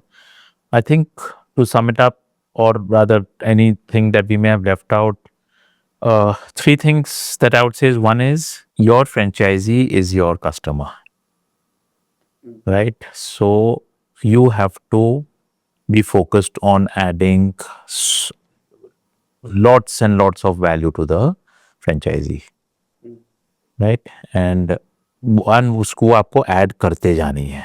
You cannot say कि मैं पिछले साल तक ऐड कर रहा था या पिछले 10 साल से ऐड कर रहा हूँ, अब मैंने ऐड करना बंद कर दिया बट मेरे को रॉयल्टी आती रहनी चाहिए। It is not going to work that way. You have to keep on be on your toes and keep on learning, keep on adding value, and it should become a joy. It should not be a headache कि अरे यार नया अभी कुछ लाना पड़ेगा। And evolution should be something that you do because आप खुद अपने ही चीज को disrupt करते चलते हो। That has to be the spirit. दूसरा is don't be in a crazy rush to grow. 10 साल में आप अगर 10x ग्रो करते हो, you know people often underestimate what they can do in 10 years and they overestimate what they can do in 1 year, right? So हमने बनाया है plan ना कि हम 1000 स्टोर्स तक जाएंगे। ये हमारा 2031 का प्लान है। So it's actually 1000 crores turnover. Stores में थोड़ा नंबर कंफ्यूजिंग हो जाता है। So we sing 1000 crores in turnover. Now 2031 का प्लान है, right? But I will act and work in such a way that I achieve it by 2030। We may have a fantastic year and we may achieve it in 2029 also. But अब ये जैसे Trump साहब ने war छेड़ दिया है, कुछ issues आ जाएंगे। अब ये वॉर अगर लंबी खिंच गई, गैस सप्लाईज में राइट, इश्यूज आ गए, कुछ डिस्ट्रप्शन आ गया, तो शायद 2031 नहीं 2032 में होगा, 2033 में होगा। So I am saying I don't want to get to married और committed to the timeline. It should not change the way I work, because भाई 1000 पे पहुंच के जर्नी खत्म नहीं होती है ना। उसके बाद वी आर थिंकिंग कि बस अब फिर 10x करना है, अब इसको 10,000 पे लेके जाना है, right? So what I am basically trying to say is that be patient but also be super aggressive in how fast you want to grow. And third, I think one of the biggest things which was my problem, my business coach Meenu Mariel corrected for me, was get out of comparisons, right? दूसरा का घर देख के अपने झोपड़ी में आग नहीं लगाने। पीपल गेट, अरे यार मैंने तो कुछ अचीव नहीं किया, उसने इतना कर लिया। उसके चलते ना आप अपने अचीवमेंट्स को काइंड ऑफ अंडरमाइन कर जाते हो। कंपैरिजंस में आदमी ना अपना, आपके पास जो है ना, you lose the respect for that or the khushi in that. So just get out of comparison. Just become better than what you were last year. Only compare with yourself. So this then say I got that, I became absolutely completely कि बस मैं 26% से grow हो रहा हूँ, या अगर मुझे 7 साल में 10x ग्रो करना है तो हम 42% CAGR ग्रोथ करेंगे। अगर मुझे 5 साल में 10x ग्रो करना है 10 गुना, तो हमको 60% से ग्रो करना है annually, year on year. So I will have some years where in this journey where we'll grow at 60%, 70%. There'll be some years where you might grow only 10%. But I am looking at how I am doing compared to where I was last year. I'm not looking at दूसरे ने क्या किया. These are the 3 sharings. Thank you. बहुत ही ज़्यादा detailed podcast हो गया, बहुत insightful चीज़ें निकल के आई है। तो जो रेस्टोरेंट शुरू करना चाह रहा होगा, मेरे हिसाब से हमने उनको बहुत सारी चीज़ें एज अ हैंडबुक दी थी एक तरह से। Yes. I have in fact written a book. It's called the 10x Your Business. It's a handbook for franchising. So you can probably get a snapshot of that and put in a podcast. It is literally my last, जब मैंने लिखी थी 2 साल पहले, it was 23 years of franchising experience. Where people said, अरे आपने तो सब लिख के दे दिया, ये कॉपी करके सब लोग कर लेंगे। I said, बस I am not worried about that. So it's like a no secrets held behind. Everything has been I put down over there on what you need to do to build a successful franchising business, or as a franchisee, what you need to do to check on franchisor क्या क्या करना चाहिए। Yeah. Thank you. Thank you so much. It was a pleasure and God bless you. Yeah. तो इसी के साथ पे हमारी आज की वीडियो खत्म होती है। उम्मीद करता हूं आपको मजा होगा। लाइक कर देना, शेयर कर देना, कमेंट करना वीडियो कैसी लगी। बाय, गुड नाइट, शुभ गुड हाफिज, गुड मॉर्निंग, आफ्टरनून, जब भी आप वीडियो देख रहे हैं। जय हिंद, वंदे मातरम, दुआ में याद रखना।